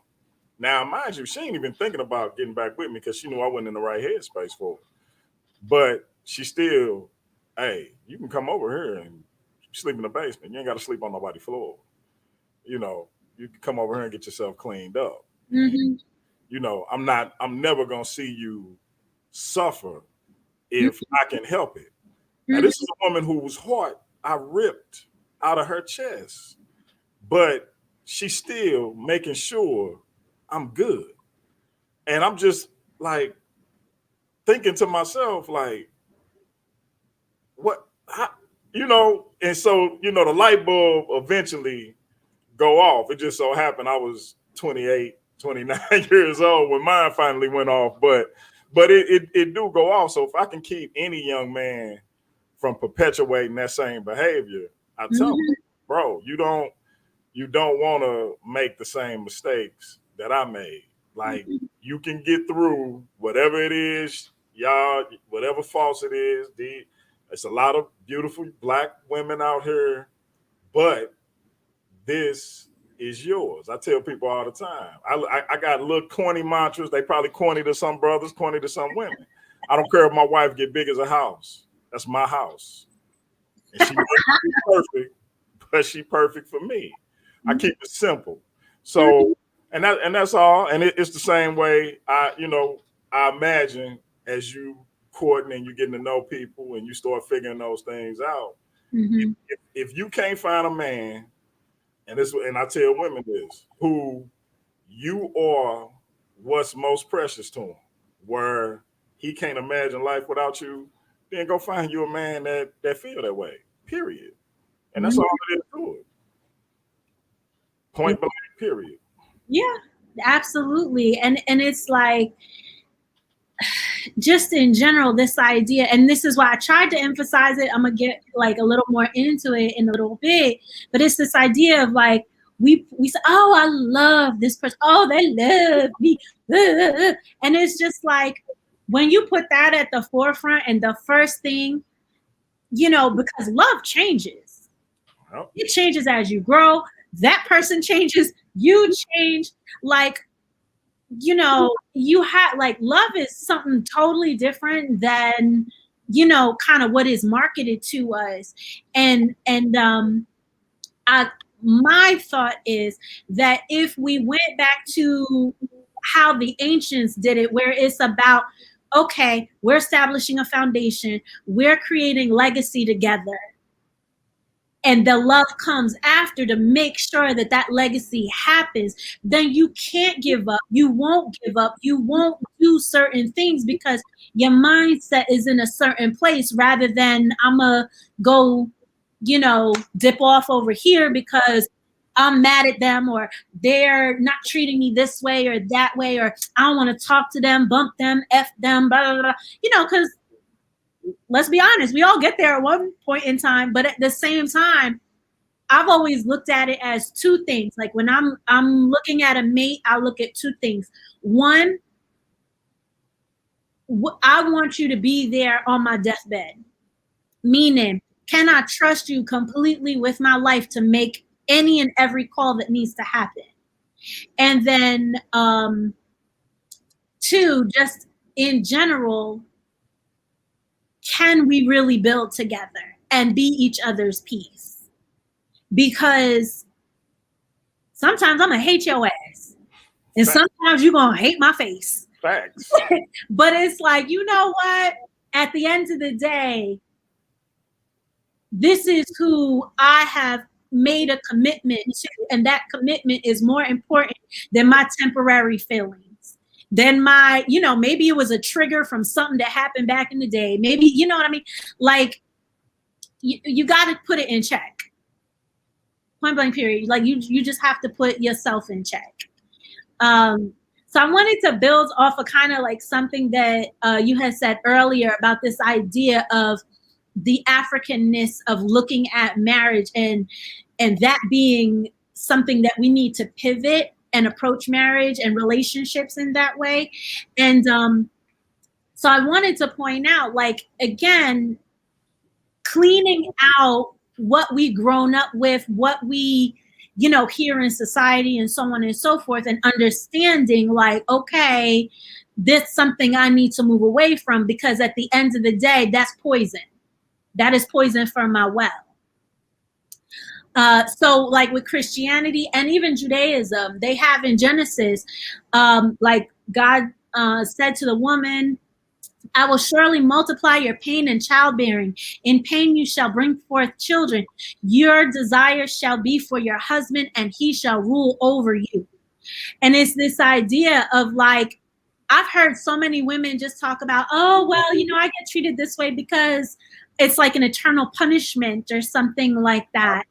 And that was like coworkers that I was just like, oh, like they look at themselves as dirty. They look at themselves, and it's just like, well, as a Kemetic woman, I'm supposed to be healthy. I'm supposed to be, about my beauty. And if I don't understand how this physical manifestation is supposed to work, if I feel shameful about this here, or I feel shameful about that, or I can't have a mature conversation about sex without it being or like, shameful. Like sex is this horrible.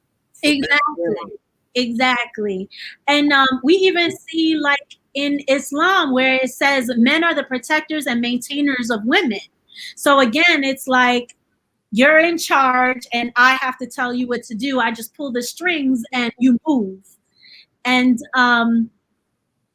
it's where a lot of people, especially when there's this conversation about polygamy, like how on one hand do you want to be African, because that's what a lot of people on that side will say, oh, I'm going back to my African roots. That's the way we did it. But then you're bringing in Abrahamic stuff into that Africanness. Like you can't do that. That's manipulative.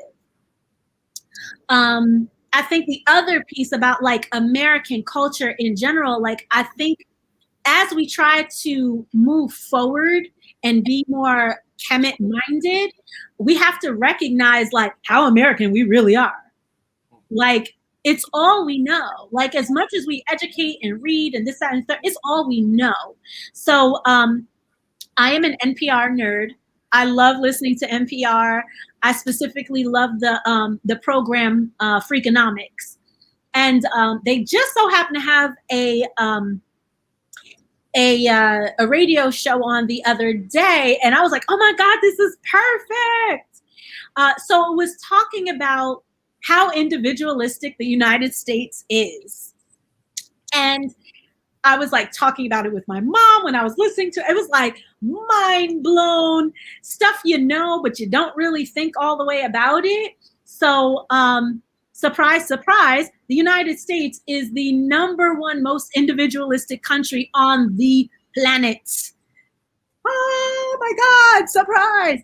So, as part of being an individualistic society, that means divorce rates are higher, a faster pace of life, inequality is, rampant, and the justification for inequality is rampant because of this individual mindset.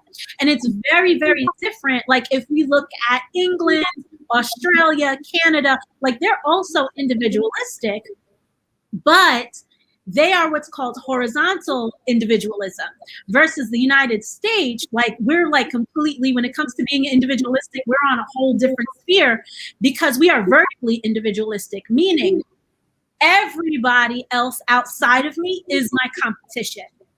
Whereas in these other societies, I'm an individual, but I am a flower in a bouquet that came from a field of flowers, kind of a thing. And you kind of are an individual, but it's as part of the whole. And when it comes to relationships, how often do we find ourselves potentially competing with our mates? Like we're not actually looking at relationships as built, but rather it's me and it's you over there, and maybe we'll do the same thing, maybe we won't. F you, you don't support me, you don't support me. And it's like, well, why? That was a conversation that should have happened. Right. But again, within our society, and I kind of said it earlier, where mothers are looking at their daughters as competition, fathers are looking at their sons as competition, like sisters are looking at each other as like we are so Americanized, we don't even recognize how it's ruining us. And then we try to bring that to Kemet, and it's like, nah, that's not how this goes. Another thing out of that radio program is they talked about power distance, and power distance has to deal with like inequality between people and how much we accept or don't accept inequality. So we're like around in the middle. But that's important because as a small power distance, so we're 40 on a scale of 100. So that means we try our best to speak out about inequality. Well, that's great on so many levels, but it also means that we don't like people telling us what to do. That's a problem. If your me is telling you, I need this, I need this, I need it like water, I need it like air, I need this, and you don't give it because, well, who do they think they are? Like, what? But that's how people come in relationships. And that's how you even said, like, you try to speak to young men, but I even heard a story today about 3 people, and again, this is from my older brother, and he was saying how he, his cousin, and a friend of theirs wanted to do a rite of passage program with Baba Haru back in the day. And he and his cousin were like, yeah, I'm going to do this, and like they were excited. I can't wait, And the friend was just like, who does he think he is? I'm already a man. He can't tell me what to do. And it's like, he didn't say it in front of Baba's face, but it's just this idea of, I pay my own bills. I stand, I pee standing up. Like, I'm my own man. And that, then later on, he says to the cousin and my older brother, like, yeah, now that I'm older and I went through all this nonsense, I wish I would have went through it. But it's like this hard-headedness. And again, this is part of how we raise our children. We raise our children to go out there and compete. Oh, you didn't get an A. Oh, you didn't win. Oh, they fought. Did you punch them in the face back? Like we have that, and we teach that to our kids. So again, it's like, if we're going to be for Kemet, we got to understand like how much America is in our psyche. And that even goes towards like They have what's called masculine and feminine countries, or masculine and feminine societies. And it doesn't really, it does and it does not sound like how it sounds. So the United States is 62 out of 100 on this masculinity femininity scale. So a masculine society is driven by competition, achievement, specifically monetarily, success, and success being defined by being a winner, being the best in your field. And the value system, again, it starts in school. It starts with, what we award our kids for, and again, if you're thinking about it as far as relationships, it does that whole power dynamic of, and especially like when guys are saying these days, like, oh, women are too masculine, and that can mean many different things. But I have a feeling that this is what it has to deal with, because in our society, this is how we define, I am successful because I have X amount of dollars in the bank. I have this kind of car. I have this. And if you don't have these things, you're not on my level. You're not a high value, like kind of a thing. And that's very American, because on the flip side, a feminine society values caring for others and quality of life. So again, if we go back to those numbers before, where an upper middle class white collar African American man, his earning is about $78,000, and the living expenses are $60,000. Like it just makes things so much more like working harder, not coming home, not taking vacations with your family, not, like you're always chasing the dollar, versus let's make memories together. Let's go to the baseball game to watch, the kids play. Let's go visit family, instead of it being a chore or just something we do when there's a funeral or a holiday. And it's much different. And again, if we look at ancient Kemet, that was built into it, like being a little more feminine, as opposed to just chasing the dollar, chasing the success, and what that looks like. And then there's two more. Long-term versus short-term orientation. I know it's going to be a surprise to everybody, but we are short-term oriented. So when we think about marriage, that's long-term. So sometimes, as I said, like we change over time. No one is the same, as you were when you were 16, 18, 25, 35, etc. Like we constantly are changing. So when we're looking at marriage, sometimes those changes aren't instantaneous, short-term, it's this idea of he better get with it or I'm going to leave. She better get it together and tell me what she's going to do. Like, nah, that's not how relationships work. Relationships are long-term. Could you imagine saying that to your mother? Like, you better change, or we've even had like parents that say, like, at 17, you better go get a job. At this, you better do this, and that's very short-term. Like, I need help with these bills, which is important. But at the same time, you're putting your child in a certain position that is not necessarily, healthy or good for them. And then the final one is indulgence versus restraint. So the United States is a 68 out of 100. We indulge in everything. So again, if we're being short-term minded, if we are being overly masculine as a whole, if we don't want people to tell us what to do, if we want to just care about us and everybody's our competition, don't date. If you're going to hold on to that stuff, don't date. Don't date. Don't go out having kids with people. Don't do all that, because that, or at least don't call yourself a Kemetic person and be about that kind of life, because that's not us. So I'm like, last section. I'm like, I told y'all. I'm like, I think. Hey, look, you're doing your thing. You're doing your thing. So.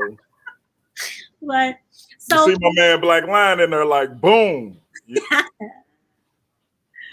Yep. It's all about the balance, not this power dynamic that we've been kind of taught and socialized.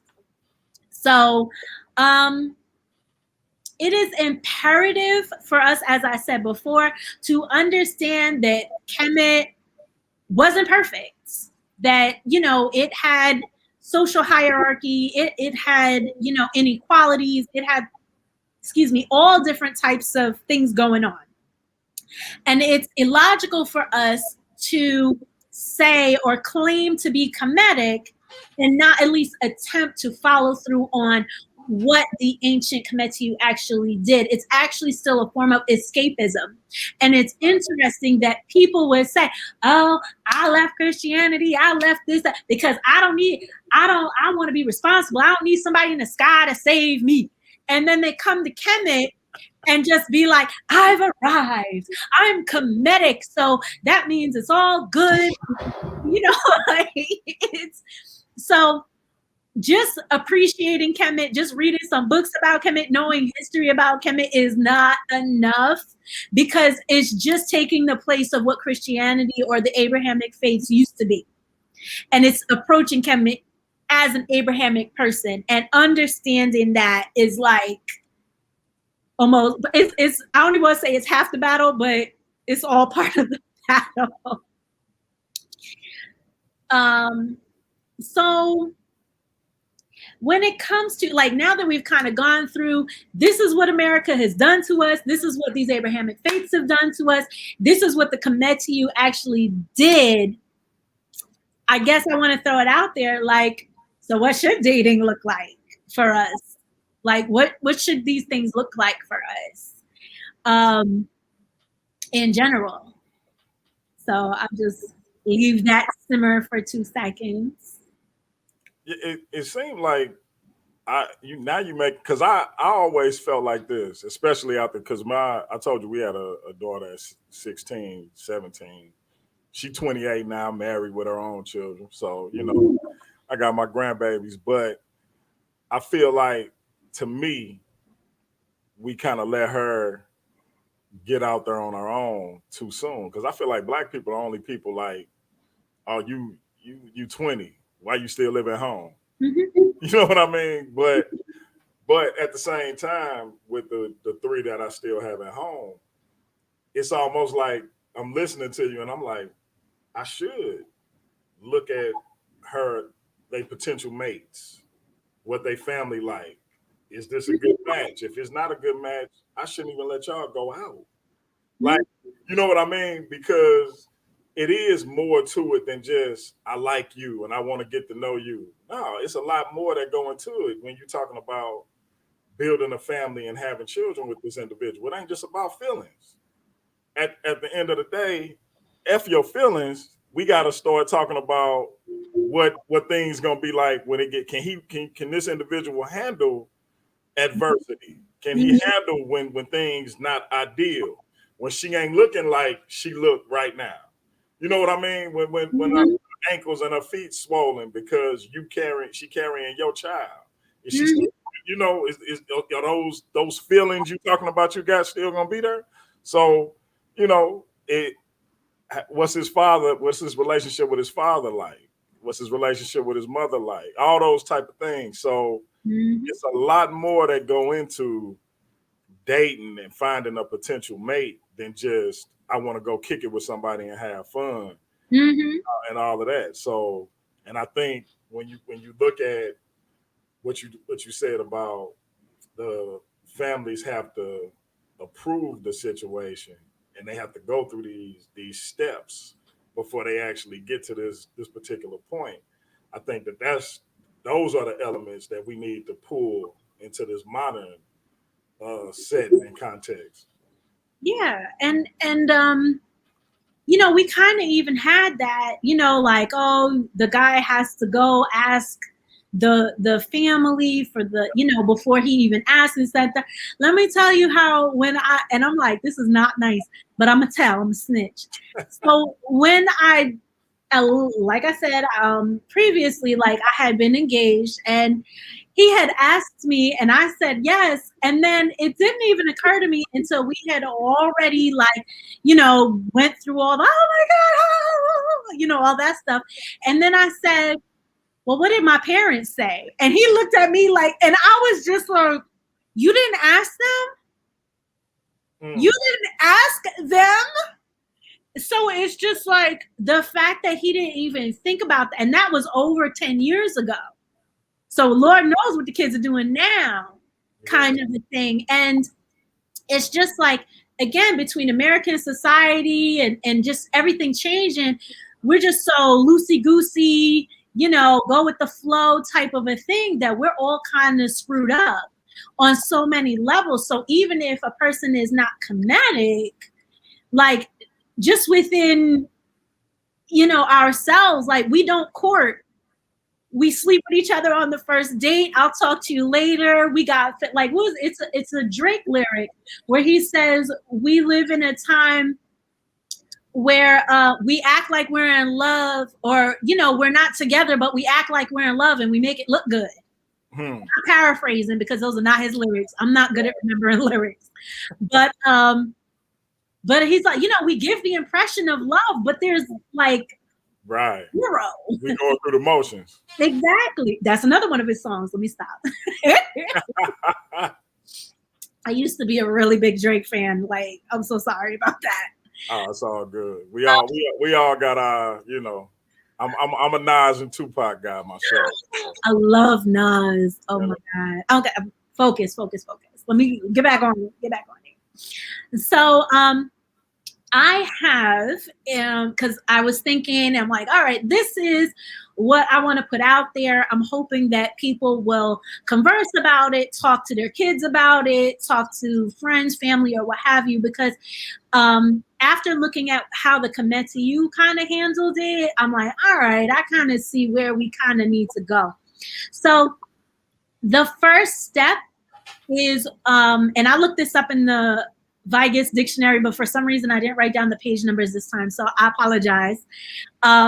So it's called Sau, which means like healing, and like total healing, medical healing, like just in general, as well as Minab. I feel like that's the step one. So without healing ourselves, we will only continue to have abusive, toxic, poor vibrational relationships, marriages, and families, point blank, period. So if we concentrate on that, and then also add on Minab, because we can say healing, but healing is a lifelong process. Like it's something that, I dealt with that. And then 3 years later, it comes up again. Like, I thought I dealt with that. So it's constant, but you have the Minab to be like, ooh, that's a trigger. Oh, that's a landmine. Oh, this situation might be related to something. And I say that a lot of times because a lot of women who self-identify as Kemetic, and I want to be very clear, when I say self-identify, it means exactly as it sounds. Like they're not necessarily part of a wider community. They may have, have some friends, throw on some clothes, and I'm Kemetic, and that's it. And the same goes for guys too. But for these women who have decided to leave Abrahamic traditions, have mostly done so because they were part of some sort of healing circle or rites of passage program. And in these rites of passage programs, like you're supposed to look at your traumas, you're supposed to look at your relationship with your mom, your dad, yourself, if you've been through abusive or traumatic situations, and really try to just heal yourself. Now, granted, these programs are 3 months long. So that is not going to heal a lifetime worth of stuff, but it's a good beginning. And some women continue to do so. And some women just kind of 3 months, I'm done. So, but that's been going on for at least within the Kemetic community for at least 40 years, where women are trying to maybe go vegan or just eat healthier, taking herbs, just worry about their physical temple, doing exercise, so on and so forth. And they're working on having, having a more healthy life. So then on the flip side, there are programs for guys. There are healing circles for guys. There are rites of passage programs for guys. Most of the time, it does have to do with like the younger ages, but they exist. They're out there, and they've been around for just about the same amount of time. But anytime you look at the pictures, it's way smaller group of guys. A way like we are still so attached to that idea of American Western masculinity of I don't have any problems, and if I admit I have problems, then I'll get clowned, and like it just turns into this other thing. So, I like to think of myself as a horse of a different color, and I just when we talk about sexism and things like that, I really like to think about the men, because we often talk about what women go through and stuff like that. But, men really aren't allowed to share their feelings. Like we were talking, I forget, in my classes, we always get like all over the place. And for some reason I had asked the students, and this was just a couple of months ago, and I was like, we were talking about crying. And it was the young men and the young ladies who were just like, I can't cry. And I'm like, what do you mean you can't cry? Like you have tear ducts. It just blew my mind. And one of my students told me that anytime he cried when he was little, his mom would literally punch him in the chest. And I'm like, I didn't know what to say to that. Like there are mothers out there that kick their sons out for the stepdad. I have at least one young man every couple of years where that's a thing. There are women who talk horribly, not just to their daughters, to their boys too.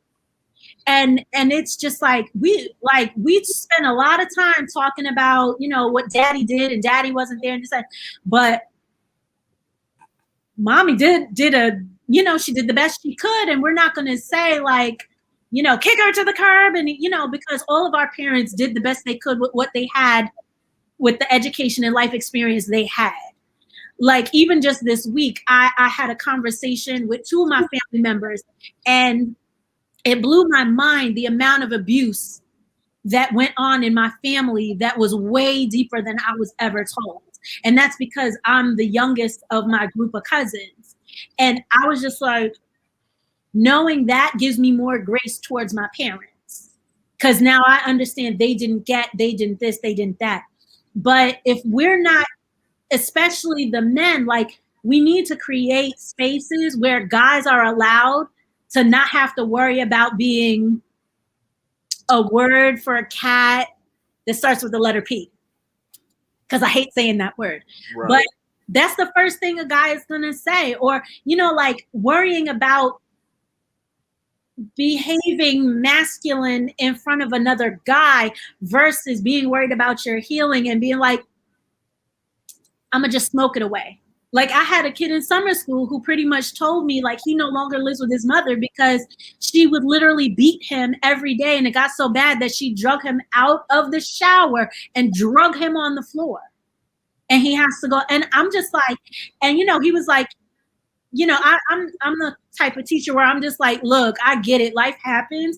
And if unfortunately getting high makes you be able to just function, it shouldn't be that way. But we have traumatized our kids and each other to the level that we have to self-medicate, and we don't believe in therapy, and we don't ask for help. And then we just, it just is this huge thing. So if we're really going to be Kemetic, we need to heal what we've been through. We need to be able to sift through and get rid of and throw out the nonsense. And we need to, stop worrying about that ego and really concentrate on, well, what am I really doing and what am I trying to do?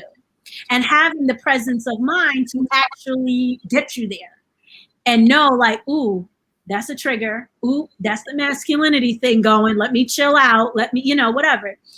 Or even the femininity, like, ooh, he's talking to me like how my mother used to talk to me, or, oh, they're using certain trigger words that my parents used to use. Like we have to be cognizant of that. especially because if the whole point of this is to build this house and to raise children, what you gonna pass on to your kids? Do you want your kids to be sitting on somebody's couch one day? Because respectfully, Gen Z is learning so much about mental health and how important that is. Like I'm telling you, sometimes they are really my heroes and sheroes because of how on top of some stuff that they are that we just kind of missed. I kid you not. My 17-year-old know way more about mental health and things of that nature. Because, and this full disclosure, because I, you know, my audience anyway have heard me say this before. So I've diagnosed bipolar 2. And when it first happened, I was like, when it was first suggested, I should say, I was like 23. And I walked out of that lady office like, bipolar, are you crazy?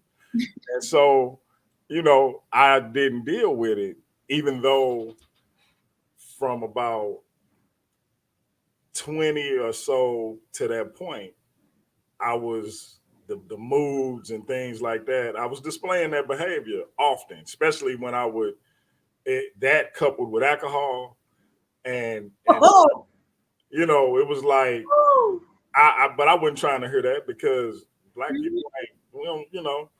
And so when I got older and I told you about the separation, and that was kind of one of the prerequisites, like, hey, you gotta deal with that if that's actually a thing. And so I'm like, you know, let me let me go confront this. And even when I did, I still was kind of hesitant to tell people because of the stigma. So, and mine is like like I could almost feel like I know when I'm off, and a lot of people don't have that benefit. So, you know, so for me, it's a lot easier to manage. But when, you know, like anything, when it's bad, it's bad. And so to the point where my family, like, Daddy, you good? You know, because you can just tell when somebody in that place. But I say all that to say, when I started telling my family, so those who know me and was close to me, like my cousin, I got a cousin that's like a brother to me. He was like, thinking back, that make a lot of sense. Because I would get into fights at a club with people I ain't even know, just straight up fights. And now, of course, everybody that's with me is fighting. So he thought back on some things and he was like, "Cuz that make a lot of sense," you know. Or my sister was kind of like, okay, but my mother, she couldn't accept it. It was almost like it was an indictment on her as a parent. And that's not the case. Yeah. And so I just again, I know I make faces, but I made that face because one of my parents are bipolar and deal with alcohol abuse and drug abuse. So I was like, oh, I know what that looks like. So you really know exactly. So when you said that, I'm like, oh yeah, you know it. Like you could just look at the person and be like, oh, I'm gonna go here because, and especially when that parent was not medicated or not self-medicating. Oh my God, that was like, like not even like there's no word to describe that. It was they were a monster. I used to look at that parent as a monster. Imagine being a young bride and having a young child and not even understanding that that's what this person going through. But still, and that's why I like it's very few things. It like can't nobody tell me nothing about my queen because she endured that and didn't know that's what it was. Like she didn't know what was going on with me. And so, you know, holes in walls and just did, you know, crazy, like physically touching her, but just, you know, and so, and we in our early 20s. So, but things like that, like my mother, she, to this day, she got a hard time with it. And so, but my mother and I have a tumultuous relationship. So if there's something wrong with him, it might be my fault. My queen heard me, and me and my mother are good. Just for, you know, for everybody listening, we good. I take good care of her. She, you know, but then, like my queen heard my mother say, she wished she would have got an abortion. when we were teenagers. Mm. Of course, she regrets saying it, but she said it, and that had an effect on me from the time she said it till the time we both moved on from it. But Mhm. because people, I tell people all the time, you can punch somebody and it'll heal, but you can't forget what somebody say. And Nope. so, it's interesting you were saying like with the abuse your students went through, and I remember going through those similar things. And when I'm 6'2", 280 now, and as I was getting taller as a kid, it was just certain things my mother couldn't physically do to me anymore. And when she realized it, it was like, all right, go live with your grandmother. It was like, and I remember one time, like she would still come and get me because I'm her child, and you feel like that's your responsibility. And one day, my grandmother just came and got me and was like, "He ain't coming back," and I never did. But Mhm. like I say, we good now because healing it take time, and you just got to get to a place where you move on from that stuff. Mhm. But I didn't know that I carried that anger with my mother to my relationship with my wife subconsciously. Mhm. That's the thing when we dealing with children and abuse and things that we perpetuate in them, they carry it to their relationship, and Yep. then Yep. it spreads to the children. Now the children are traumatized, and they carry it to their relationship. Case in point, my daughter watched my wife endure a lot. Me being undiagnosed bipolar, me being unfaithful. So when her and her husband go through things that for me, I'm like, look, you just need to cut bait. And it's in hindsight, it's bad advice. If y'all can get through it, get through it. But being angry because your daughter being mistreated, you say Mhm. things, right? And her defense is, well, mama stayed with you. Daddy, you changed. And it's like a slap in the face because damn, you but that was her process. She literally watched it. She Mhm. then and she watched the gradual change. But I'm not even realizing everything she saw informs her on what marriage is supposed to be. So you don't cut tail and run when it's difficult because that's not what her mother did. And even though when I feel like she being mistreated, I want to hurt somebody. I gotta let that process play out because they married. Like you say, I'm married now. So, but it do kind of. That's why I'm careful, or I try to be more careful now with her younger siblings because everything in her marriage is informed on what she saw in me and her mother marriage. Exactly. Exactly. Which is exactly why I said nope, healing first. Like how they say you can't nobody love you till you love you, like all of that. All of that's in there. So, if it's self-esteem, and we like to talk about self-esteem like it's just a woman thing. Like, nah, there's a lot of dudes out here who are super insecure, super like low self-esteem, and so on and so forth. That it's like, nah, that's gonna play out a certain way in the relationship, and it's like you're putting yourself through undue stress and pain rather than just go through it and figure it out. And I even said to that one student, um, and I'm like, I have to be careful with this one, but you know, that student has a certain diagnosis. And in our conversation, I said, well, what does that look like for you? And the student was just like, oh, well, I just can't do X, Y, and Z. But I could tell it had to do with the self-esteem there. And I'm like, whoa, whoa. If you understand the diagnosis, that's the chemicals in your brain.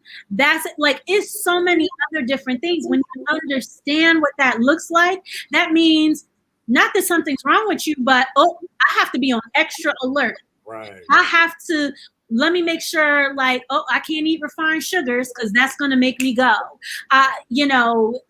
Go off or whatever. Like, I have to, what? I need to break things into small tasks because if I try to just sit for 3 hours, it's not gonna happen. Like, you understand None of us are normal. All of us have to have certain strategies to get through life.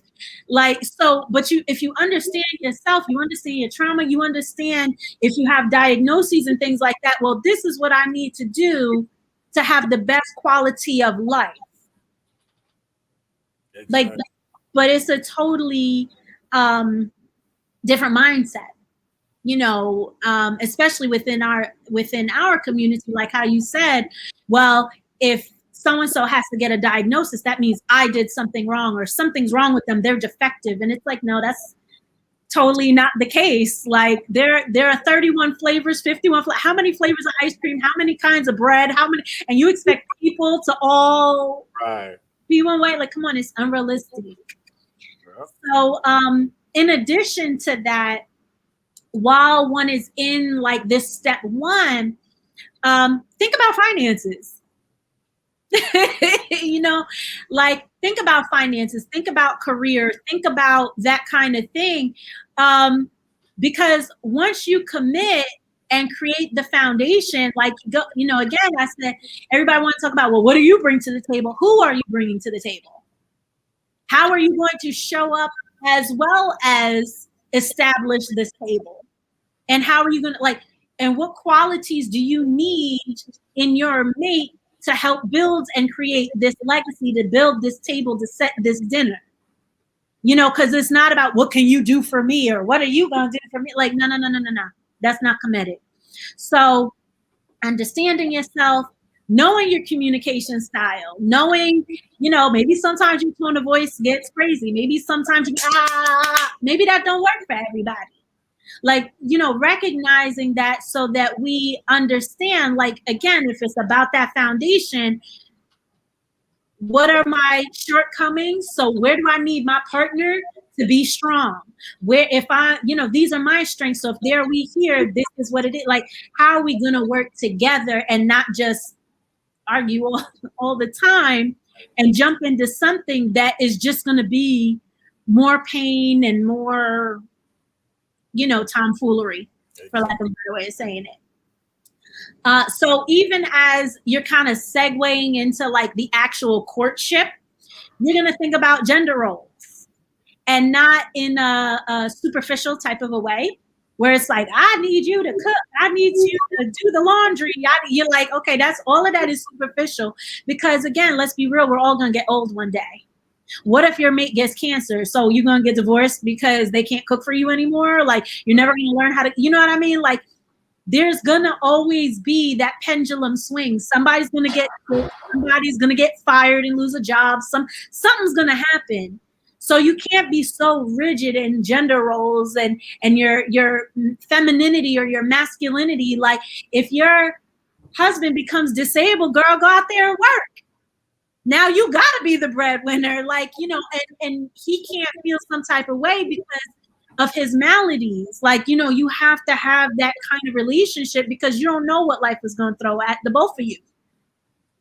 So contemplate what you want to bring to the table, what you want legacy to look like, what you like do, because there are some people who don't even want children.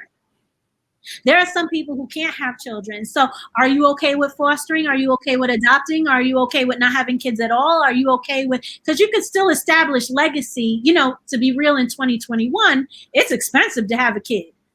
So you can have technically legacy without the kid, but legacy may be, well, let's start a scholarship for kids to go to school. Let's, you know, like, you could do other things that give back to building the community and establishing your name and doing for your family without necessarily having to have kids, especially if it's not possible.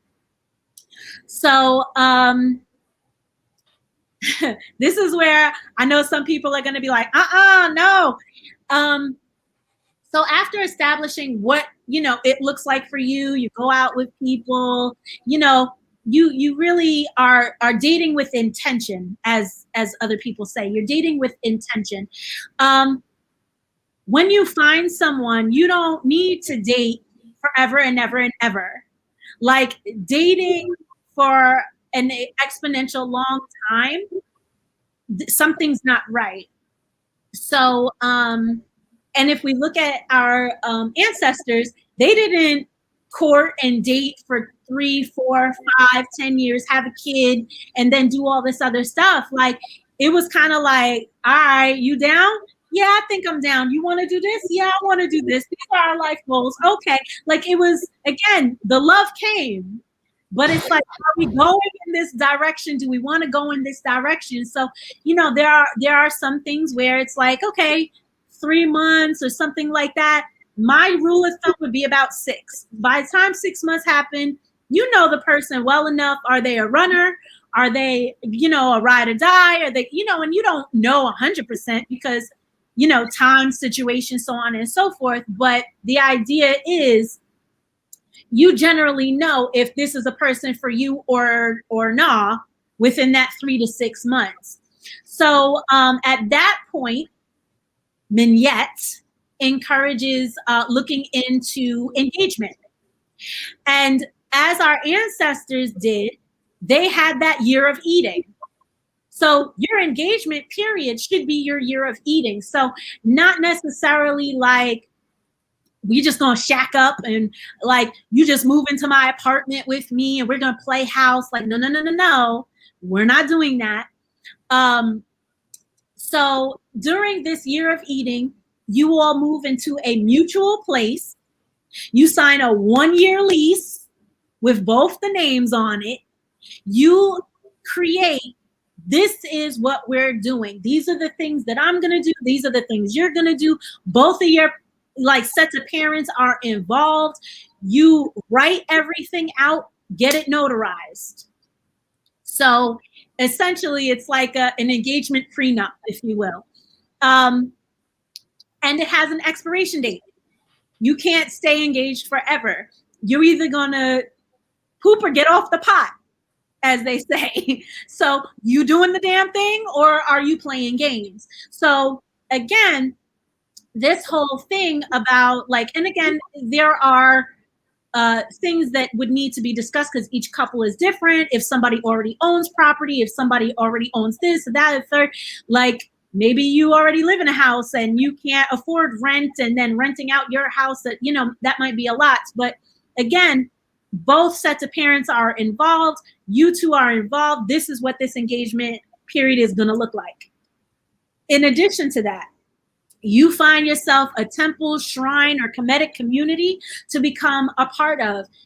Because again, when we're part of a community, we keep each other accountable. When you have other married people around you who understand, when you have people who are on your path, like, yo, you messing up out here. That's not what we're about. It keeps us on the straight and narrow, and it keeps us accountable to ourselves, to who we say we want to be, as well as to our mates, or our, at this point, soon to be mates. Mm-hmm. I would encourage going to some sort of couples counseling or premarital. Y'all know what I'm saying. Premarital. Thank you. I was like missing a letter in there somewhere. And this courtship agreement or this engagement agreement, the idea is from that expiration date, y'all need to be married within 3 months. Like, there is no, let's just extend it. And granted, again, people lose jobs, people, you know what I mean? I understand things happen, but again, it needs to be agreed upon between everybody. Not just, well, he said he'll marry me, or, she said she's going to get a job, or, you know what I mean? Like, you can't be so rigid, but at the same time, you also don't want to drag your feet, because again, if you're establishing legacy, you don't need to drag your feet at that. So then we move into the marriage. So I'm going to say the horrible thing that people hate, and that is prenup. Get a prenup. I don't care if you work at the Gap. I don't care if you work on Wall Street. I don't care where you work. The whole point, just like our committee had a marriage contract, a prenup. If you want to get an actual marriage contract, that's fine. But it's essentially the same as what we have as a prenup now. So And again, your families are both involved. You're saying, this is the property I have, this is the property you have, this is, you know, if we get married and we divorce, that's still yours and this is still mine. If, you know, you kind of talk about alimony, where you could say, no, let's not do alimony or palimony, because, you know, it doesn't just all go one way to the woman, it goes to the man too. Look at Mary J. Blige. So, you know, it doesn't, it makes things easier. You talk about, you know, do you want kids? Do you not want kids? Do you want to, you know, if one person already has kids, that is one thing. Again, like, you know, I know with the whole Kevin Samuels, oh, if she already got a kid or some kids, then you know, you were being careless and blah blah blah. Like, that don't exist in Kemet. Remember, if you just wanted to marry somebody else, you could get divorced. If you, like, there was no stigma. That's only a stigma here because we have that whole idea of like bastardization in this and third. And I'm not saying that there wasn't a similar kind of concept, but it wasn't about being born out of wedlock. It's, we ain't know who your daddy was. And if it's about legacy and we don't know who your daddy is, like, oh, that's messing with my aunt. That's messing with foundation. But it wasn't because the kid was born out of wedlock and all that other nonsense. So again, you want to talk about investments. If you all invest together, how y'all are going to split it in case of a divorce. If y'all going to work, who's going to work? Who's going to pay bills? Who's, like, it literally, you outline, this is what we agreed to. And now I'm going to say the other P word people don't like, polygamy. That is something that y'all need to talk about before you get married. Like, okay, what if we get to the place where you can't have kids? What if we get to the place where I'm a multimillionaire? Would you, you know, like, you discuss that beforehand. And if you all do decide, yep, that's okay, it goes in the prenup. It goes in the marriage contract. So everybody is on the same page. There is no whoops, surprise.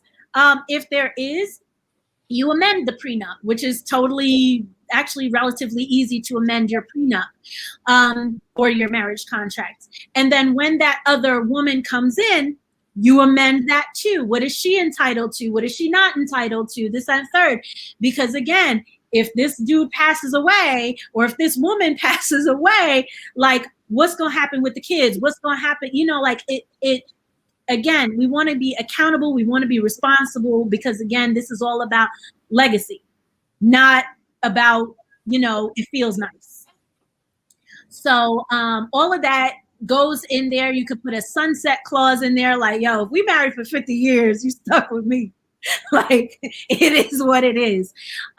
So there are so many different ways to get that done. But I just, again, if you're going through this process and being intentional, all of it needs to be intentional, not just whoops, okay. There was one thing I forgot to mention earlier, which I had it written down, but I forgot to say it. So during the courtship and what's the word I'm looking for? An engagement period, both parties need to agree to practice safe sex and fertility awareness. Because if you're in the year of eating and you're not necessarily fully committed to each other and children now come out of this, that's causing, like, that's throwing it all off. The whole point is, you know, not like, let's be real, grown folks are going to copulate. Like, we're not going to sit here and act like you're going to sleep next to a man or sleep next to a woman and not, you know, be intimate. That's just ridiculous. So, but we want to make sure, again, you know, whatever method, and as I said, it's not just safe sex. Like, Menyet does not say, yes, go take the pill. Like, nah, I don't agree with that.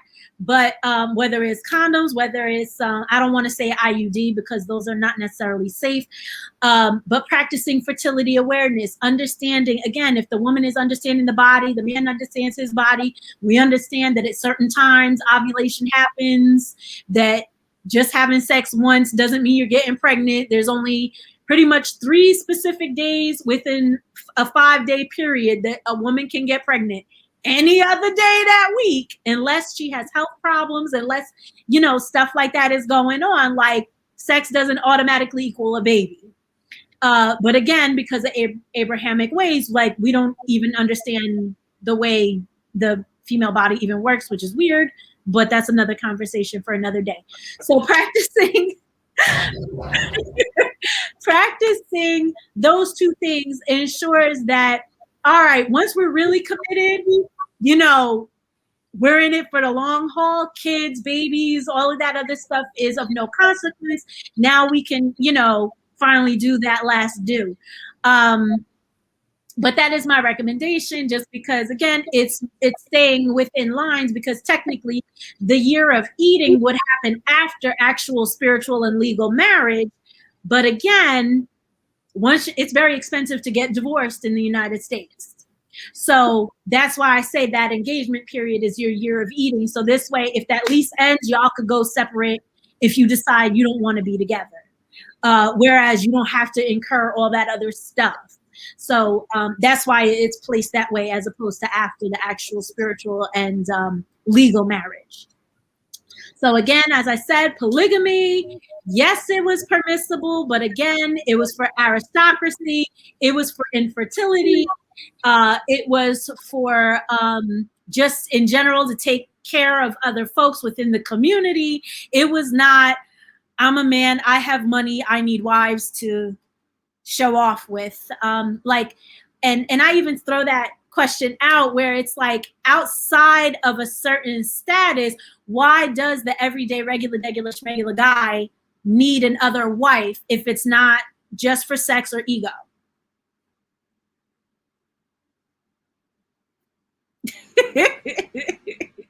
So my bad, I was muted. I said that's a good question. Yeah, it's illogical, and it's funny because a coworker of mine from Nigeria, she even said, she was just like, oh no, like we have a saying, if you have more than one wife, you either have 3 or 5, 1, 3 or 5, you never have just 2. Because she basically said, because they poison you, or they'll come in together, or it'll be too much fighting. So it's just like, and I'm like, and that's a whole different ball of wax. But Right. I just thought that was funny, like, oh wow, so it's not even about 2, it's more than that. So, but I'm gonna throw that across the room. And the last thing is divorce. So again, we are not of the Abrahamic faith. You're like, yes, you make a commitment, but sometimes if it's abusive, if the person isn't agreeing to the marriage contract, if for whatever reason, divorce is totally allowed, it's okay. But Menyet's recommendation would be, because you are part of a temple, shrine, or Kemetic community, you go to your elders, you go to your other married couples, you all seek counseling, and you do it not short term, you do it for at least 3 months. You go see a marriage counselor, you all do a rites of passage program together, you all do something to try to, again, because it's about legacy, it's not about your feelings. So if your mate hurt your feelings, the idea is we want to at least try to give opportunities of healing to be able to move forward to maintain said legacy. But if after those 3 months, I mean, honestly, some things might need longer, but just at least as a minimum, a bare minimum of going to therapy and really actually trying to salvage what's there instead of just walking away.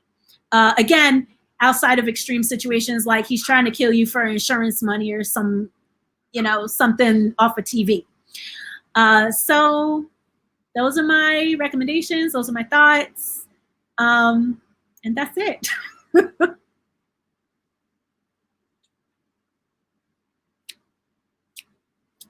Mute.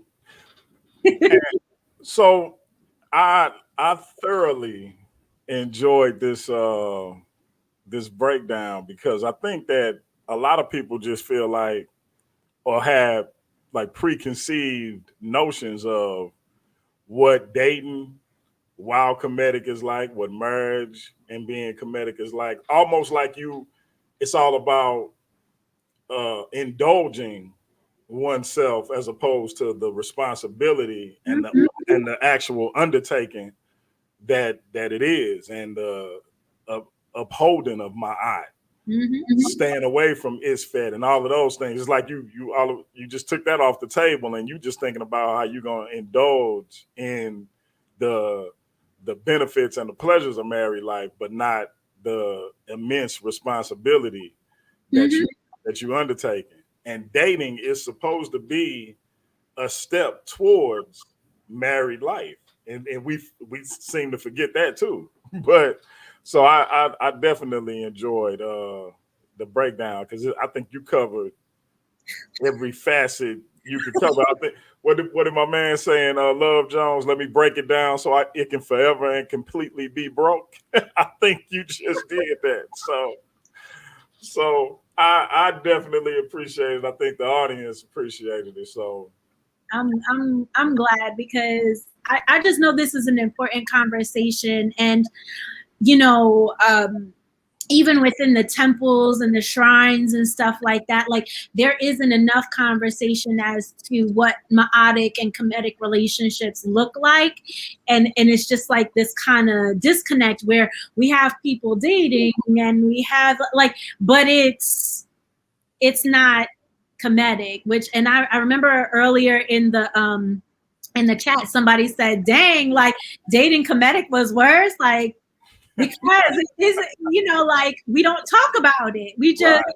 it's like regular dating. So, I'm hopeful that by at least having our conversation, that other conversations are able to happen, and that the different temple and shrine communities can just kind of say, well, yeah, this is how the ancestors did it, or if they want to modify or add on, take away, whatever, that's cool. But it's the point that something's out there is a standard for us, and this is where we do it. Because again, if we're leaving the Abrahamic traditions, what do we have? What are we doing? Right. And we're only going to be left to kind of rely on what we grew up and learning and stuff like that. So, I just really hope that people take it and just continue the conversation. Yeah. Look at the screen real quick. Dua Ikarati, And I got another one. Dua Black Lion. And so I think it definitely had the reaction that we wanted and hoped for. And I think, in all honesty, I think that my man Kim Ra thoroughly enjoyed this breakdown. Saber Kim Ra, my bad for not putting your title on, my brother. But I think that, in all honesty, and I think people in the chat will agree with me. And matter of fact, for those who left, you can put a 1 if you agree. I think this breakdown, as far as the temples and the shrines, could be used, especially for the younger people, because some older people are kind of stuck in their ways. But for the younger people who we looking to kind of say, this is the way we need to start doing this, this could easily be broken down and used as a model to start teaching them how to get to those steps, in my opinion, because I think you were very thorough in how you broke it down. So, and that, again, that's just my opinion, but and we already got a 1, so I think the people agree as well. So I definitely enjoyed it, and of course you have carte blanche to come back on this platform whenever you want. So I'm sure I'll think of something that I need your insight on here in the coming months, so or coming days. So, but yeah, That's fine with me. absolutely a powerful build, and much needed. And the other thing about it is, it's a lot of like, we either, I see two things that we do when we move away from Abrahamic faiths and come, whether it's Kemetic spirituality or just a more African centered mind state. We superimpose, we either superimpose Abrahamic ideologies onto these African uh, traditions, or we just go completely left, like we ain't supposed to have any morals now that we Kemetic or whatever it is we professing to be. And it's like, nah, that's, if anything, we're supposed to have more. We're supposed to be even, like, we talking about truth, justice, and reciprocity. What are you, how you think you just living however, you know? So I think that this also went a long way to alleviate some of those myths. Like, nah, bro, you can't just come in thinking you could do whatever you want to do with any sister you want to do it with and just leave her emptied in your wake. You have a responsibility and an obligation to this queen, and the same way in the reverse. So I was going to say that. oh yeah, I try. I'm a Libra as well as a follower of my, so I try to be as balanced I could be, as well as my chemical imbalance. I try to keep balanced also. So you doing good. You fine. I can joke about it. So, but yeah, no, I definitely enjoyed it. You got some ones in there, so excellent breakdown. So definitely, we gotta have you back. And any closing words, comments, anything you want to promote or anything like that? Lord, I got a list. No, well, one, I wanted to just say Nahem Dua to you for just giving me the opportunity to come speak to your audience. I thank the audience for being here and just listening to me. We on 2 hours and 44 minutes. So I appreciate y'all for hanging in there. I appreciate the people watching the replay. Just in general, just having appreciation, not only for being Kemetic, but really living this lifestyle and living this culture. So just much appreciation to you and to the audience. Like, just thank you so much. So promotion wise, I do have my website, menyetankhmaat.com.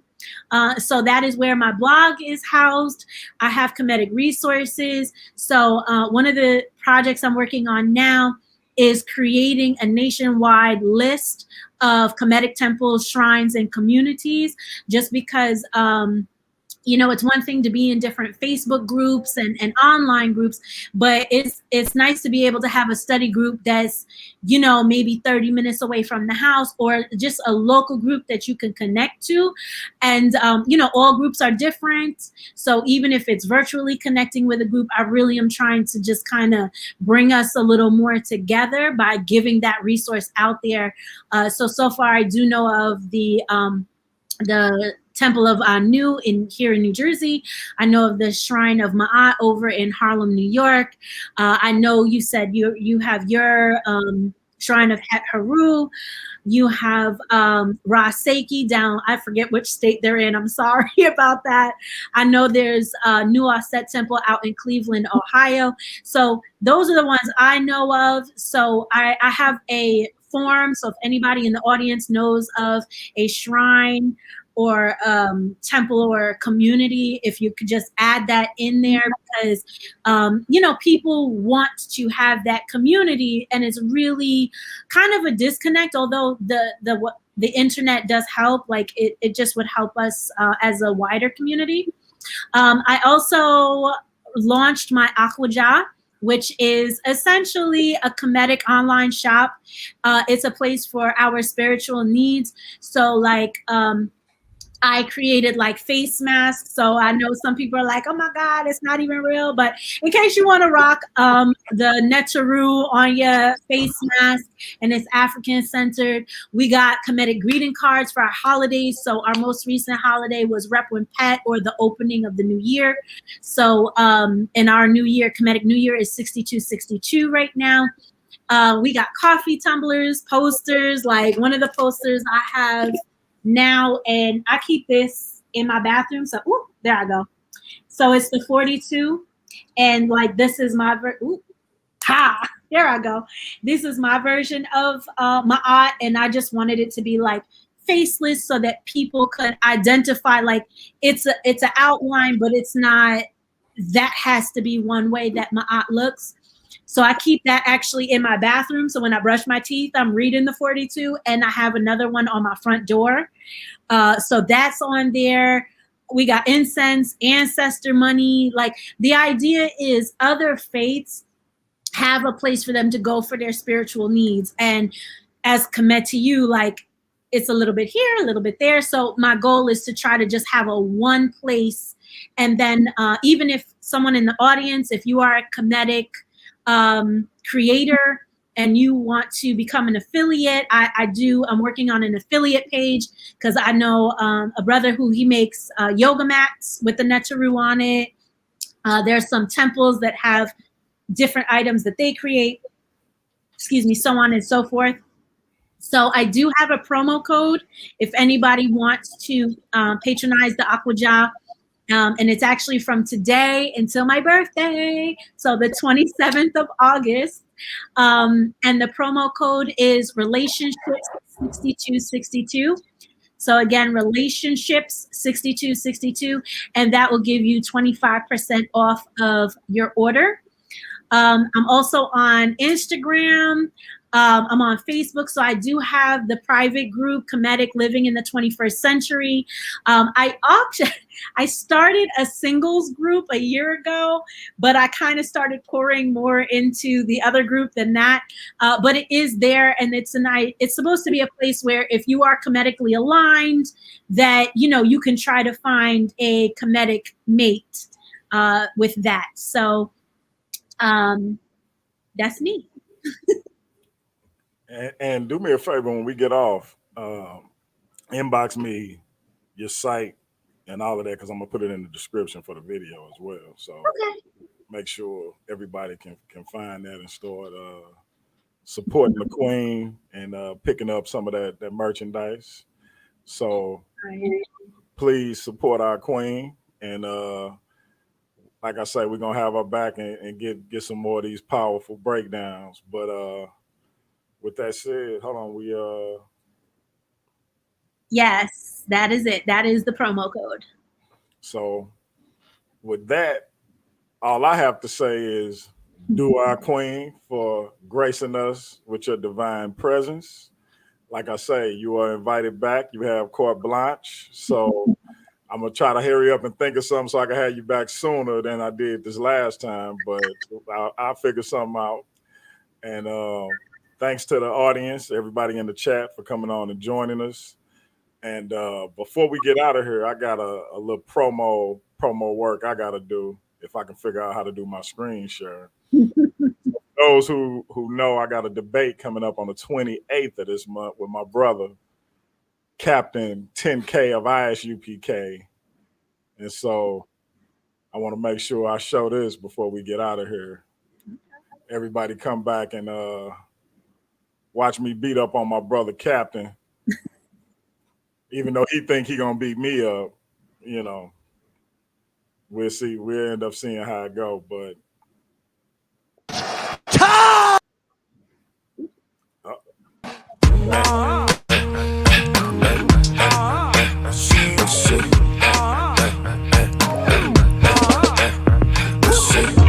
knowledge itself is important. I get the feeling.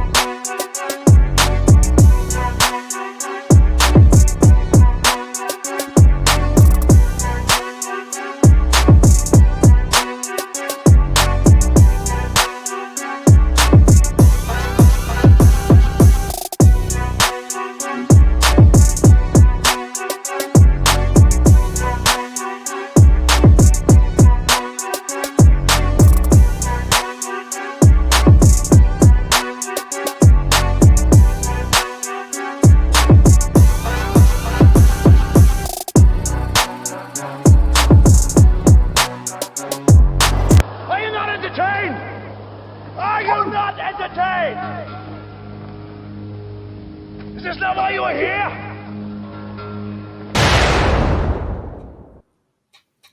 So that is August 28th. I'm gonna have to go beat up my brother on that particular subject, even though he think he gonna beat me up. So y'all tune in for that. come back and watch your boy do his thing. So we'll see what happened. And hopefully, sis, you'll be in the building. So I'm gonna be in the comments like, nah, he not right because right, exactly.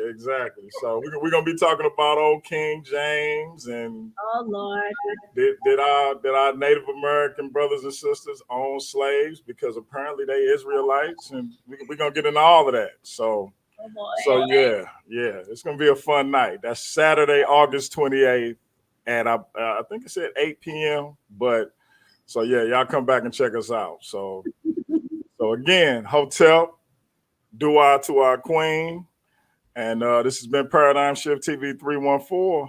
We'll be back at y'all again with some more powerful content. Till next time.